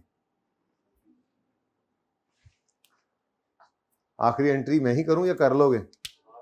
अच्छा अच्छा, आखिरी एंट्री क्या है, तुम तो आए लेट हो, तुम्हें तो कहना ही नहीं बनता। 25 अगस्त को बकाया भी आपका चला गया ऑर्डर, रेवेन्यू निकला पड़ा है, उसको क्रेडिट करें। ठीक है, और कहता है टीएल सेटल्ड इन सितंबर, तो ये तो फिर रिसीवेबल बनेगा। ठीक है, अब इधर देखो, रेवेन्यू बुक करना है आपने किस दिन जी?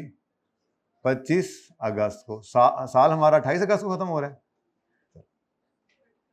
31 अगस्त को जी। रेवेन्यू वर्किंग नंबर 3 कितना जी? 5836। अच्छा, अब ये गुड्स तो डिलीवर कर दी, इनके पैसे आ गए नहीं, तो रिसीवेबल बुक करें, पैसे तो सितंबर में आने हैं। एक मिनट, रिसीवेबल कितने लैपटॉप्स का? 30 का बिल नहीं बना के भेजना उसको आपने क्या कहा है भाईजान? 29 लैपटॉप्स के पैसे दे दें, और हर लैपटॉप आपने उसको पहले ही कह दिया आपके लिए, सिर्फ आपके लिए हजरत, आपके लिए सिर्फ ये एक 90 का, क्योंकि आपने ऑर्डर जो है वो मॉडिफाई किया, आपने बढ़ाया ऑर्डर को, बल्क क्वांटिटी में चले गए जी। 5510। अब ये बैलेंस नहीं हो रही, बैलेंसिंग फिगर कॉन्ट्रैक्ट लायबिलिटी में फेंक दे, कितनी बनती है? 320। अच्छा, आप वैसे जरा चेक कर लें आपकी तसल्ली के लिए, जो कि मैं कहता हूँ ना किया करो, बस एंट्रीज करते जाया करो। खैर, 5000 जमा 190, 5190 माइनस 4864, क्रेडिट में पड़ा था 5190, डेबिट किया 4864, कितना बचा? ये 326 भी डेबिट होकर खत्म हो गया। अब होना सिर्फ क्या है, अब इस 29 लैपटॉप्स के 190 के हिसाब से बिल जो है वो सितंबर में उसकी तरफ से रिसीव हो जाना है, सिर्फ सिंपल, और हमने इनकी कर लेनी कैश डेबिट रिसीवेबल। ठीक है, नोट कीजिए। और क्वेश्चन नंबर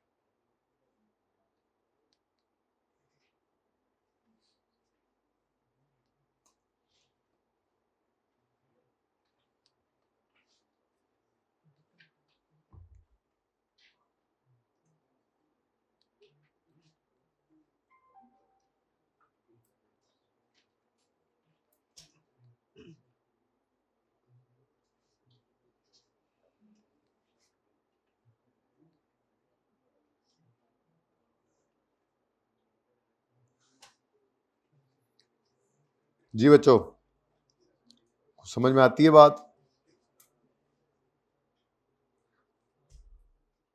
आ जाओ फिर।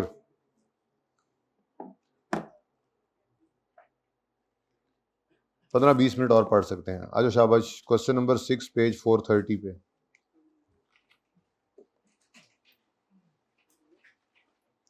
पढ़ें जी क्वेश्चन। भाई ये मिटा दें, एक मिनट उधर रखें जरा।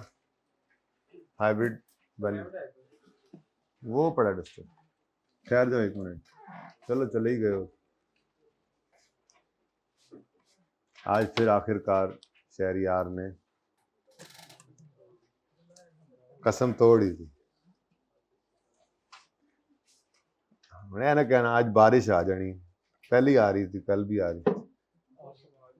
आगे आज जज़ाकल्लाह बेटा।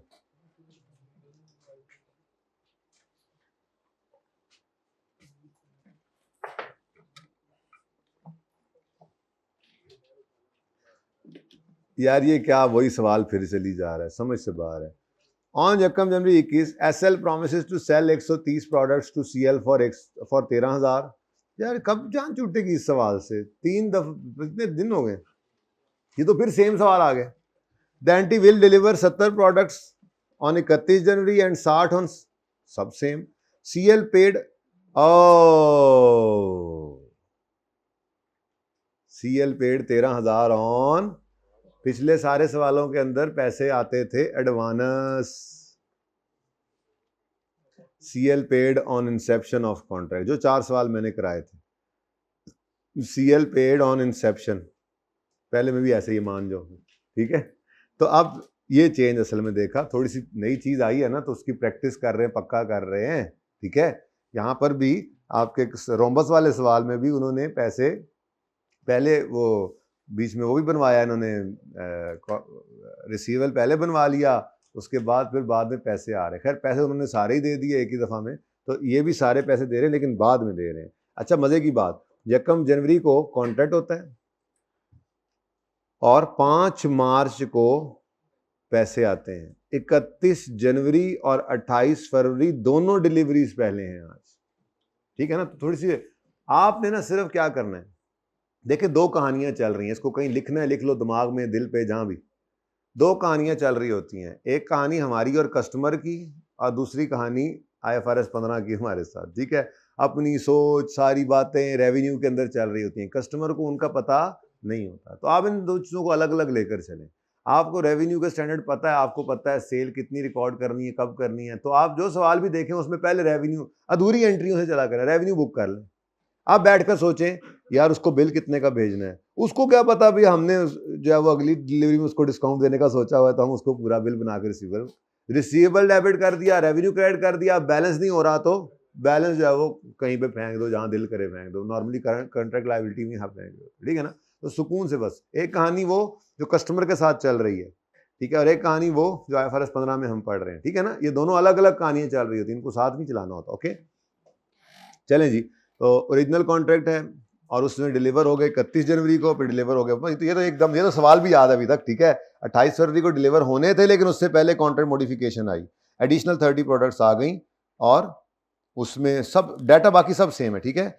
और CL ने एडिशनल अमाउंट भी क्या पे करनी है 25, वो भी बाद में है ना, यानी कि पेमेंट एडिशनल अमाउंट की भी बाद में। वो उन सारे सवालों में एडिशनल अमाउंट, सारे पैसे पहले आ रहे थे, गुड्स बाद में जा रही थी। इस सवाल के अंदर क्या चेंज है, इन दोनों सवालों के अंदर चेंज है जो अगला भी मैंने करवाना है, ठीक है। गुड्स पहले और पैसे बाद में, ठीक है। चलें फिलहाल तो हम अपना काम कर लें कि हमारा वो जो वर्किंग थी हमारी,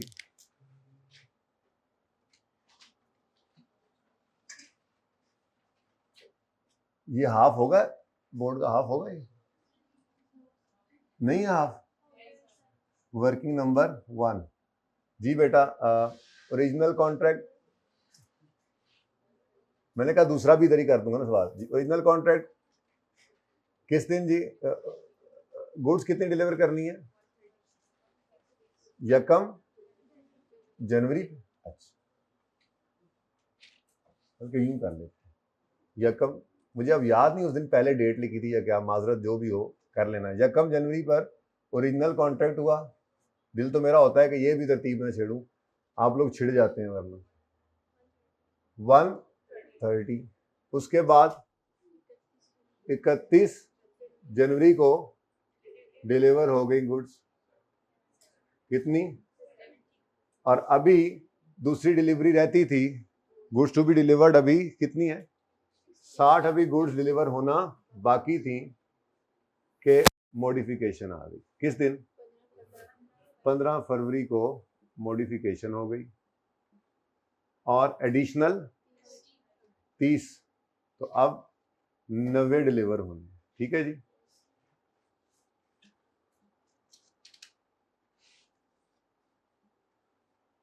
अब ये जो 90 डिलीवर होने हैं इनमें से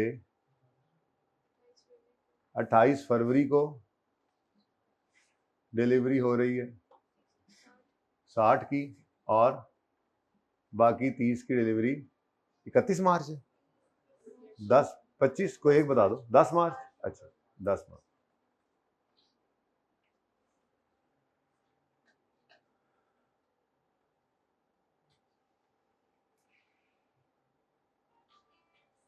जी, अब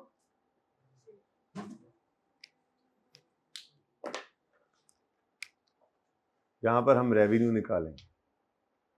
ठीक है जी, अब जरा देखते हैं मॉडिफिकेशन हुई है तो कौन सी वाली सिचुएशन है। तो सवाल कहता है the additional 30 products are distinct but do not reflect stand alone price. तो इसका मतलब पहले वाले को छोड़ दो, रेवेन्यू हमने बुक करना है। ठीक है जी, डेट उसी तरह से लिख लेना, वर्किंग नंबर 3 करेंगे ना, 2 बीच में कुछ नहीं है अभी। ठीक है, तो 31 जनवरी को रेवेन्यू जी कितने, 70 इंटू कितने रुपए के हिसाब से, हाँ कोई पता नहीं हमें कि क्या होना है कॉन्ट्रैक्ट के साथ आगे चल के, तो कितना था 7000 का रेवेन्यू हमने बुक किया था। अब तो सवाल दोबारा मुझे याद आने लग गया। ठीक है डेटा जी, उसके बाद मॉडिफिकेशन होगी 15 फरवरी को। अब जब 28 फरवरी को आपने गुड्स डिलीवर करके रेवेन्यू बुक करने का सोचा, कितने थे, तो फौरन ही कॉन्ट्रैक्ट IFRS 15 ने आके आपको रोक दिया, भाईजान कौन सा 100, कौन सा 80, वो गया, ये जो अगली डिलीवरी रहती थी और जो अगली है, अब ये कंबाइन करके एक नया कॉन्ट्रैक्ट बनाओ क्योंकि स्टैंड अलोन प्राइस नहीं है। तो हमने कहा था अच्छा सॉरी यार भूल गए थे हम। तो वर्किंग 2 में हमने एक एवरेज रेट निकालना होता है। ठीक है, उसमें रिमेनिंग डिलीवरीज पकड़ते थे 60 + 30। ठीक है जी, और फिर इसको 60 इंटू 100 और 30 इंटू 80, तो एवरेज रेट हमारा आ गया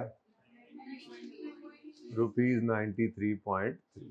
तो ये जानबूझ के सवाल को डेटा को सेम रखा गया, सिचुएशन सिर्फ आगे पीछे हो, एंट्री समझे। तो एक सीटिंग में बैठ के सवाल फड़काए ना आप जो करवाए गए, लगना इन पे, क्योंकि सवाल तो का तो डाटा याद है, सिर्फ डेट्स देखते जाना है, एंट्रीज करते जाना है, आप आधे घंटे में सारे सवाल कर लोगे, फायदा ही है, और सिचुएशन सारी सामने। ठीक है, चलें जी, बहरहाल ये आ गया जनाब। अब अगला रेवेन्यू इस पे बुक करें 93.33, 80, 60, 600, 60, 600। अच्छा बस ऐसे बोलना, मुझे पहली बार में समझ ना आ जाए कहीं, खुदा ना खास्ता, इतना भी नहीं याद आया सवाल मैनू, थोड़ी बहुत बातें याद आई जी। 10 मार्च को जी रेवेन्यू बुक करें 30 इंटू ₹93.33, 800, 2800। अच्छा, अब इसकी एंट्रीज बस अगर कभी हिम्मत करके जो क्लास में हुआ है ना, घर जाके सिर्फ रोज देख लें, करें भी देख लें, कम से कम कर लें तो क्या ही बात है। ठीक है,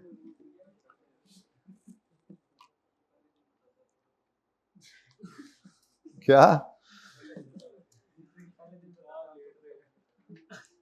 नहीं मतलब अभी आजकल होमवर्क नहीं चल रहा, तो मैंने कहा घर जाके वेलियां ना मारा करो, सिर्फ देख तो लिया करो। अच्छा जी, अब चलें जी तरतीब से शुरू हो जाए। अब 31 जनवरी को पहली डिलीवरी हुई है 70 की, तो रिसीवेबल 31 जनवरी को रिसीवेबल डेबिट और रेवेन्यू क्रेडिट। देखो ना, तरतीब बल्कि ये रखा करो, रेवेन्यू रिकॉर्ड करें जी, क्योंकि इस दिन डिलीवर कंट्रोल ट्रांसफर हुआ ना, गुड्स डिलीवर हुई, ठीक है। तो रेवेन्यू वर्किंग नंबर 30 है, आपने पकड़ा जी 7000 का रेवेन्यू। अब ये ऐसे किया करो, रेवेन्यू किस दिन रिकॉर्ड किया? 31। क्यों 31 को रिकॉर्ड किया? गुड्स डिलीवर हो गई, कंट्रोल ट्रांसफर हो गया। अब अगली बात, क्या इसका कैश पहले से आ चुका है? अगर वो आप पहले से आया होता तो कॉन्ट्रैक्ट लायबिलिटी पड़ी होती, डेबिट करते। क्या आज आ गया है? नहीं, तो फिर आज कैश डेबिट नहीं कर सकते। क्या बाद में आएगा? कंडीशनल अपॉन एनीथिंग है। अच्छा, अब नक्शा बनना शुरू हुआ है, मैक्सिमम क्या हो सकता है पॉसिबल, ठीक है ना। पहले कैश आ गया होता, आज गुड्स जाती, तो हम क्या कहते? रेवेन्यू बुक हो गया। क्या इसके पैसे पहले से आए हुए थे?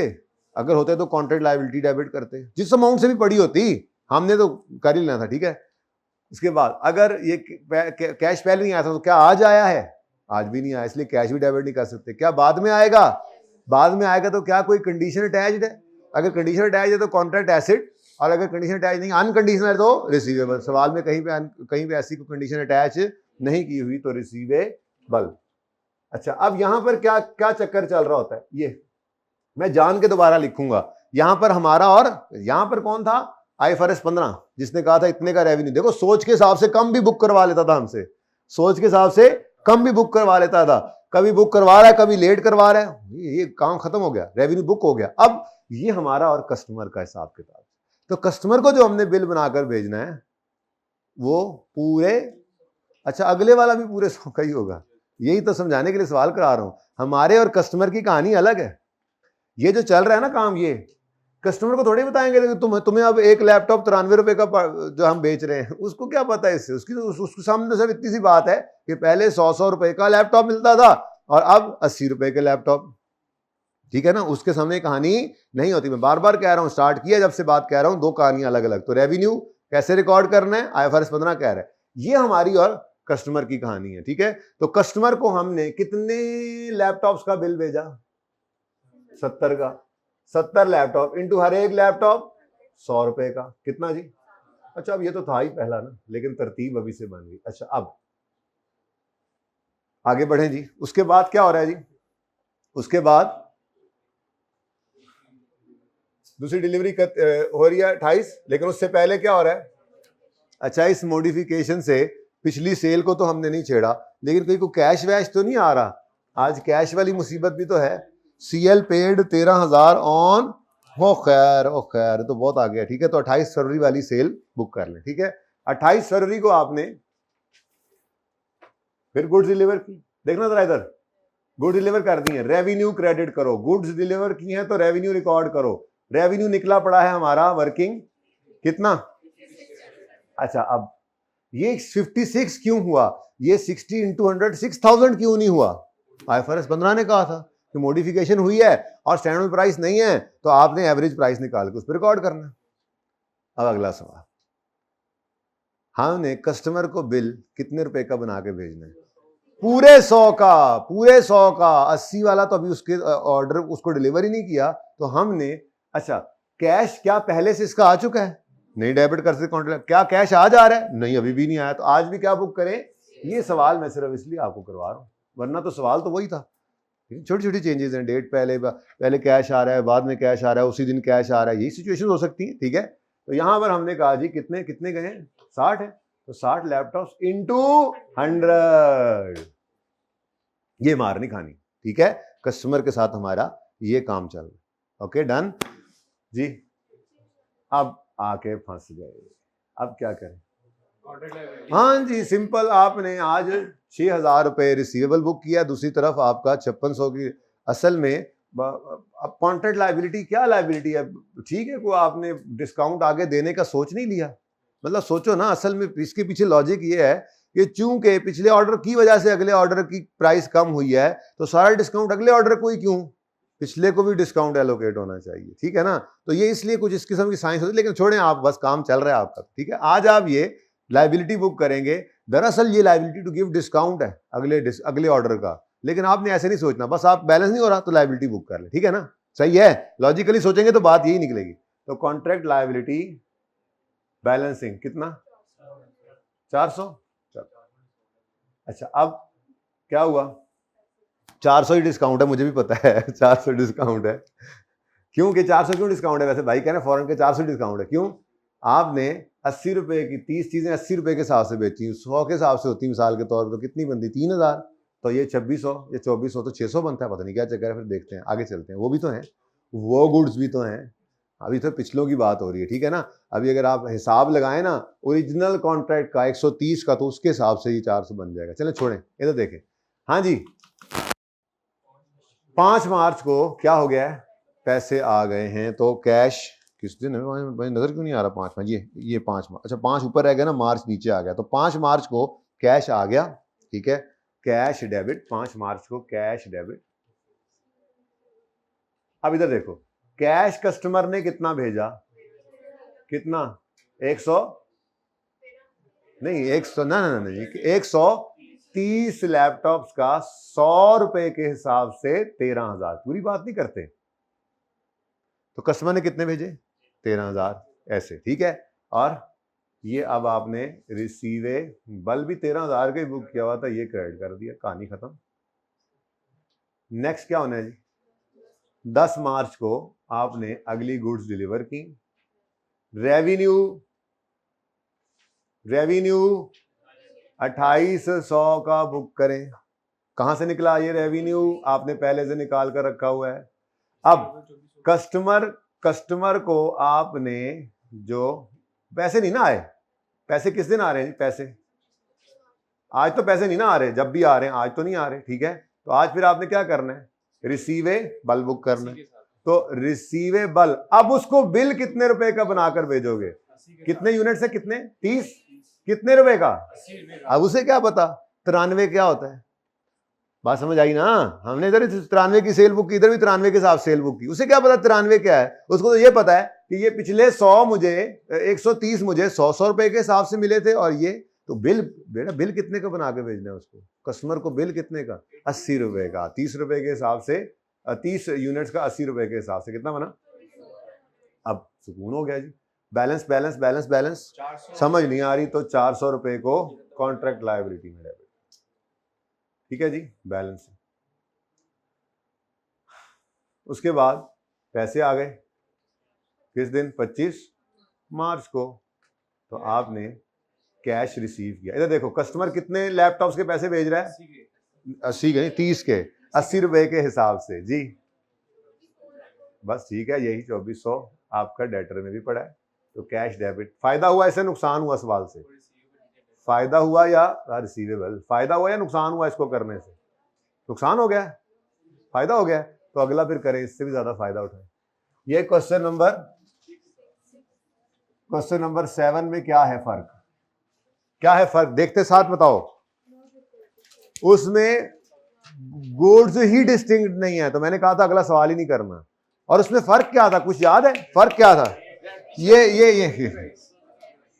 ये 2 की बजाय तीनों पकड़ लिए, रेट चेंज हुआ, और इस रेवेन्यू को भी एक लाइन ऐड होती थी, यहां एडजस्ट करते थे, तो आपके पास पूरा 1 मिनट है, 5 मिनट है, 5 मिनट ज्यादा हो गया, 5 मिनट 3 मिनट 2.5 मिनट चलते रह लिए, 2.5 minute starts now, 2.5 minute starts now. Page number बताओ भाई को, अभी तक पेज नंबर नहीं पता, पेज नंबर 431, पेंडिंग कल करके गया था मैं, ये हो गए पेंडिंग खत्म।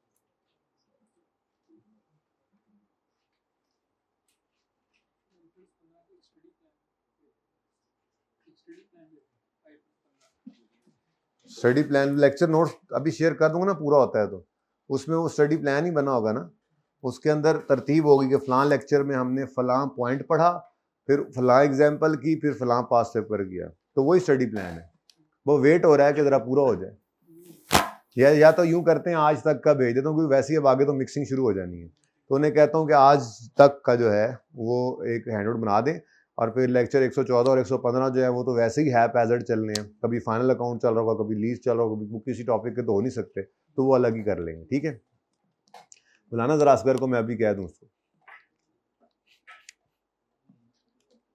उधर ही रखे, उधर ही बच्चे देख रहे होंगे, सवाल अपनी किताबों से और नकल वहां से करनी होगी ना। डेट्स अब सेम है ना? डेट सेम है या डेट्स फिर डिफरेंट हो गई हैं? चलो शुक्र है।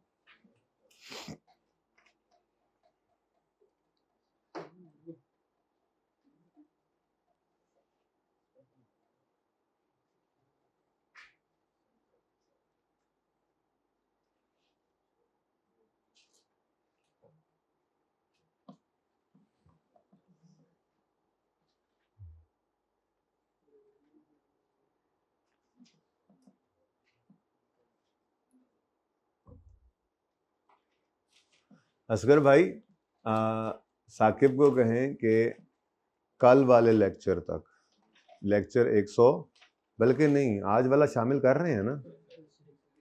चलो बहरहाल अभी ये क्लास एंड होती है ना, तो उन्हें कहना है कि 113वें लेक्चर तक IFRS 15 का एक बंच बना के ग्रुप्स में आज ही भेज दे।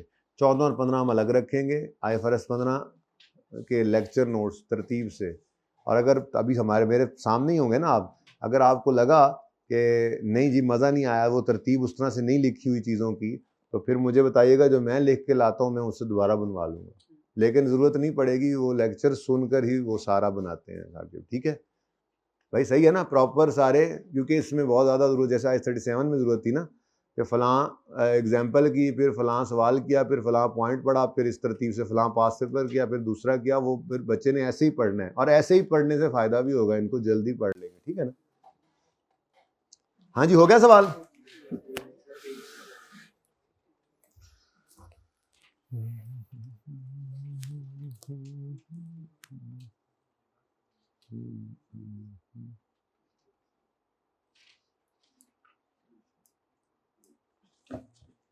अगर आपकी इजाज़त हो तो चलो यार, माफ़ करता हूँ, मेरा दिल था कि इसे मिटा लेता, लेकिन चलो अब मैं जल्दी जल्दी कर लेता हूँ। आप लोगों की खातिर मैं दोबारा कर रहा हूँ नकल।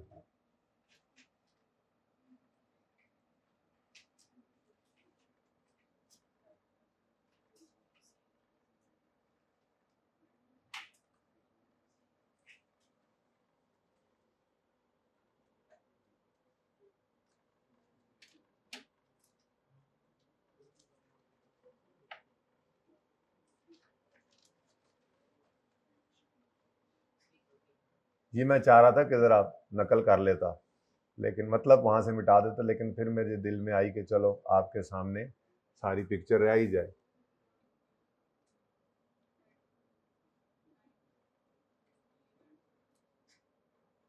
जगह नहीं बच गई अच्छी खासी?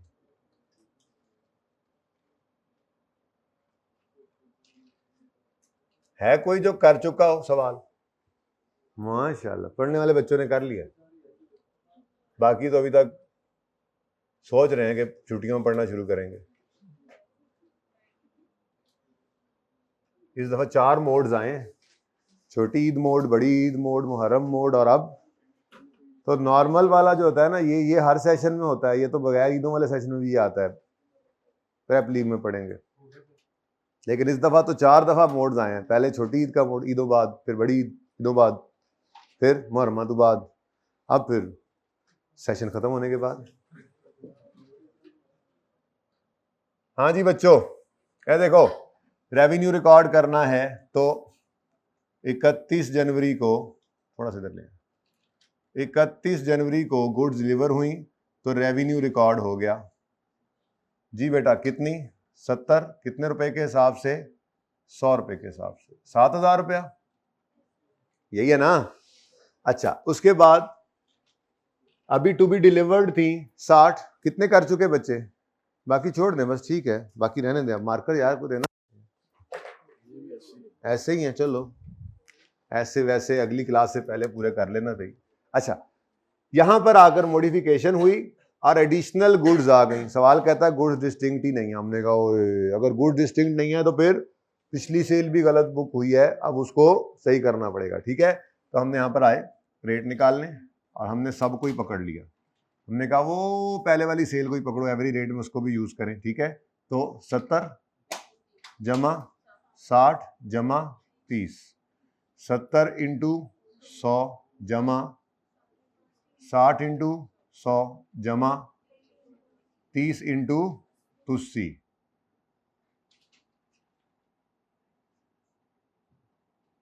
शोहे ऊपर जाओ जी बेटा।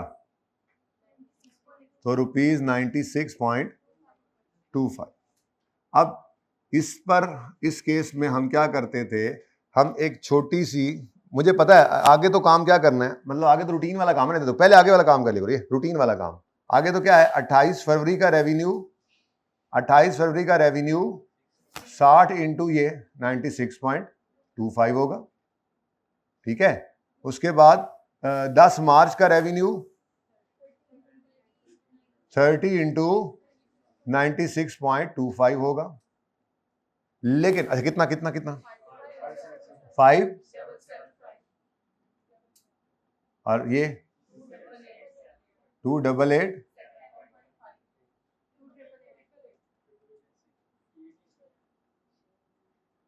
ठीक है जी। अच्छा, अब एक एडिशनल काम हम करते थे, मैं वो भी आज लाल से कर देता हूं ताकि याद रहे।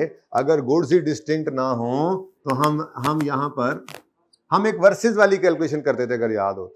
ठीक है, हम कहते थे कि वो जो 7,000 की सेल बुक हुई है उसका मुकाबला कराओ कि ये 7,000 वाली सेल जो है ये 70 रुपए के यूनिट्स जो है, 70 यूनिट्स जो है ये 96.25 से बुक होने चाहिए थे, जबकि ये 70 यूनिट्स जो है ये 100 रुपए के हिसाब से बुक हुए हैं। ठीक है ना, तो ये हम इसका मुकाबला करा रहे हैं।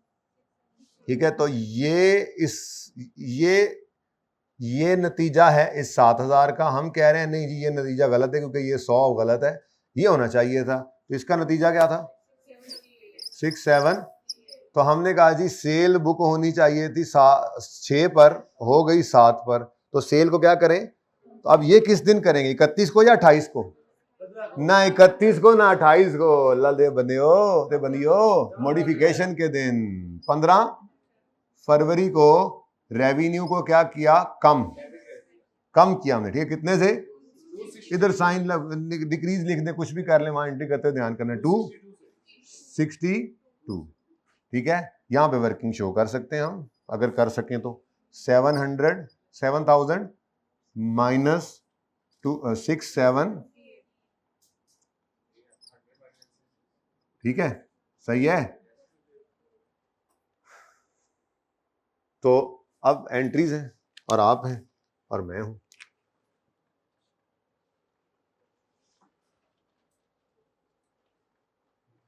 जी बेटा शुरू हो जाओ,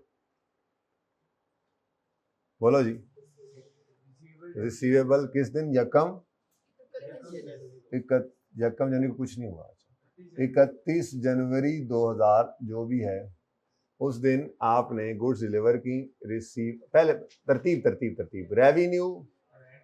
रेवेन्यू वर्किंग 3 से आपके पास ही वर्किंग 2 कर लें आज इसको, चलो 3 रखें, फिर आप कहेंगे अब तरतीब खराब हो रही है जी। रेवेन्यू कितना जी 7,000।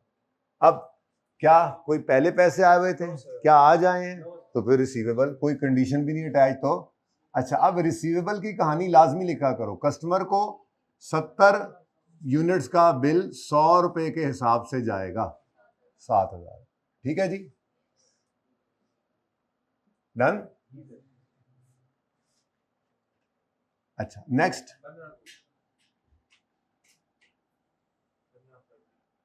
15 फरवरी को मॉडिफिकेशन आ गई। अब जब मॉडिफिकेशन इधर आई थी तो हमने उसको लिफ्ट नहीं कराई थी, क्योंकि जो हो गया था सो हो गया था, हमने कहा था उसको छोड़ो, उसकी खैर, उसकी कोई बात नहीं। ठीक है, लेकिन यहां पर अब पिछली सेल की भी गड़बड़ है जिसको सही करना है। ठीक है, तो 262 से रेवेन्यू को कम करना पड़ेगा, तो रेवेन्यू डेबिट वर्किंग 3 सही 262। अब कैश पे करें, कोई रिसीवेबल बुक्ड है जिसको कम करें, कर सकते हैं सर ना करें वैसे सेलर को तो उसको थोड़ी पता है हमारे कस्टमर को कि हमने ये काम कर दिया तो वो बात आपकी ठीक है, लेकिन जब हमने सही कह रहे हैं, जब हमने इसको बिल भेजा तो बिल कितने यूनिट्स का भेजा हुआ है? बिल हमने 70 यूनिट्स का भेजा हुआ है, ठीक है। अब हमने डिस्काउंट जो दिया इसकी कहानी का उसको नहीं पता, उसका दूसरा बिल भी किधर गया? 100 रुपया, 100 रुपए के हिसाब से ही जाना है। बात समझ आ रही है? उसका दूसरा बिल भी 100 रुपए के हिसाब से ही जाना है। तो हम कैसे उसके इस 100 रुपए वाले रिसीवेबल को कम करें? वो तो घर से बिल लाएगा तो हम क्या कहेंगे? नहीं भाई आप इससे वापस ले लो, हमने एवरेज रेट निकाला। वो सर पकड़ के बैठा हो बेचारा परेशान, यार 100 रुपए का कॉन्ट्रैक्ट है तो ये 93 ये क्या है? ठीक है, तो बहरहाल चुप करके लायबिलिटी टू गिव वो वाला डिस्काउंट जी, क्योंकि अब मॉडिफिकेशन तो हो चुकी है ना, मॉडिफिकेशन तो पहले हो चुकी है। इस दिन मॉडिफिकेशन के दिन खड़े होकर अब आप कह रहे हो यार अब अगली सेल और पिछली सेल को इकट्ठा कर दिया, तो कॉन्ट्रैक्ट लायबिलिटी जी बिल्कुल बेटा हम ही कर रहे हैं, लेकिन ये बिल आप कहां पे रख रहे हैं? बना के अपनी दराज में। तो बेटा उसको बिल कितना जाना है, उसने वापस कितने लाकर देने हैं? ये तब है जब उसने फोन किया और फोन करके कहा भाईजान खराब निकले यूनिट्स, आपने कहा ठीक है यार आपको हम 100 रुपया इसमें से छोड़ देते हैं, तो फिर आप रिसीवेबल को इस दिन हिट करोगे और जब वो देने आएगा तो वो 100 रुपया कम लाएगा। तो तरतीब रखनी है ना, ठीक है। बाकी क्या फर्क पड़ता है यार, एक आधी एंट्री से अगर कोई परेशान कर भी रही है कोई फर्क नहीं पड़ेगा इंशाल्लाह, ठीक है। वैसे होगा नहीं, आप इंशाल्लाह सही कर लेंगे। अच्छा नेक्स्ट 28 फरवरी को जी रेवेन्यू बुक करें, रेवेन्यू बुक कर, पैसे आए, पैसे पहले आए, फिर डराओ तो मत, फिर तरतीब रखो अपनी जी। रेवेन्यू बुक करो, रेवेन्यू वर्किंग 3 में निकला पड़ा है 28, ये देखो एडजस्टमेंट हो गई ना अब ये, तो 5775। अब अगेन उसको बिल जो जाना है चांद मेरे तो देखो उसको बिल जाना है 100 रुपए वाला, तो ये रिसीवेबल आपने बुक कर लिया कितने से? 60 इंटू रुपीज 100 जी 6000। अब ये कहां जाएगा? अगेन ये भी कॉन्ट्रैक्ट लाया, ठीक है जी 225। उस बेचारे को क्यों परेशान करते हो? तो समझ ही नहीं आनी हो की रहा है, पहली सेल को भी आपने छेड़ दिया, दूसरी सेल को भी छेड़ दिया। भाई नहीं, उसके सामने कुछ भी नहीं छेड़ना आपने, बस उससे रिसीवेबल रिसीव करना है। आपने जो इनवॉइस भेजी होती है ना उसी के हिसाब से बैंक में रिसीट्स आती हैं। आप रिसीवेबल को कैसे छेड़ सकते हैं जब तक कि उसको इस बात का पता ही नहीं है? रिसीवेबल को तब छेड़ेंगे जब उसको कहेंगे हाँ भाई इतने कम दे देना, ऐसी कोई कहानी नहीं है। ओके डन, चले नेक्स्ट। पैसे आ गए, आए हैं किस दिन? 5 मार्च को पैसे आ गए। अब देखो उसने कैश कितना भेजा होगा? 130 यूनिट्स का पूरा 100 के हिसाब से, तो ठीक है। अब आपका लेजर है ना, डेटर का लेजर है, उधर मुसीबत पड़ी होनी है, फिर आपको भी बैंक से कुछ चीज रिकंसाइल ही ना हो रही हो, खाम खा नहीं करना है। सिंपल डेटर के अंदर 13 पड़ा होगा, 13 रिसीव हो गया, कैश डेबिट। कुछ समझ आ रही है जी? नेक्स्ट बोले, नेक्स्ट 10 मार्च, 10 मार्च को फिर रेवेन्यू बुक करें वर्किंग 3 से जी 2888। अच्छा अब इधर देखना जरा थोड़ा सा यार, जगह बना लिया करो यार, असल में रश बड़ा पै गया ना, एंड पे मैं एंट्री पूरी करनी। Revenue working number 32888। अच्छा जी अब क्या हुआ? अब आपने उसको बिल, पैसे तो इधर नहीं ना आए, फिर ये इसीलिए सवाल करवाएं जो पहले पैसे नहीं आए, बड़ा मजे का सवाल तभी तो बना है, लेकिन अब काफी प्रैक्टिस होगी, अब कोई नहीं करने की जरूरत इसको मजीद। पास पेपर के भी 2-3 सवाल, अब एक आधा शायद और भी मैं देखता हूँ। बहरहाल बिल कितने का उसको? बिल कितने का? 30 इंटू 80। अब बाकी ये अब लायबिलिटी है आप जी बेटा,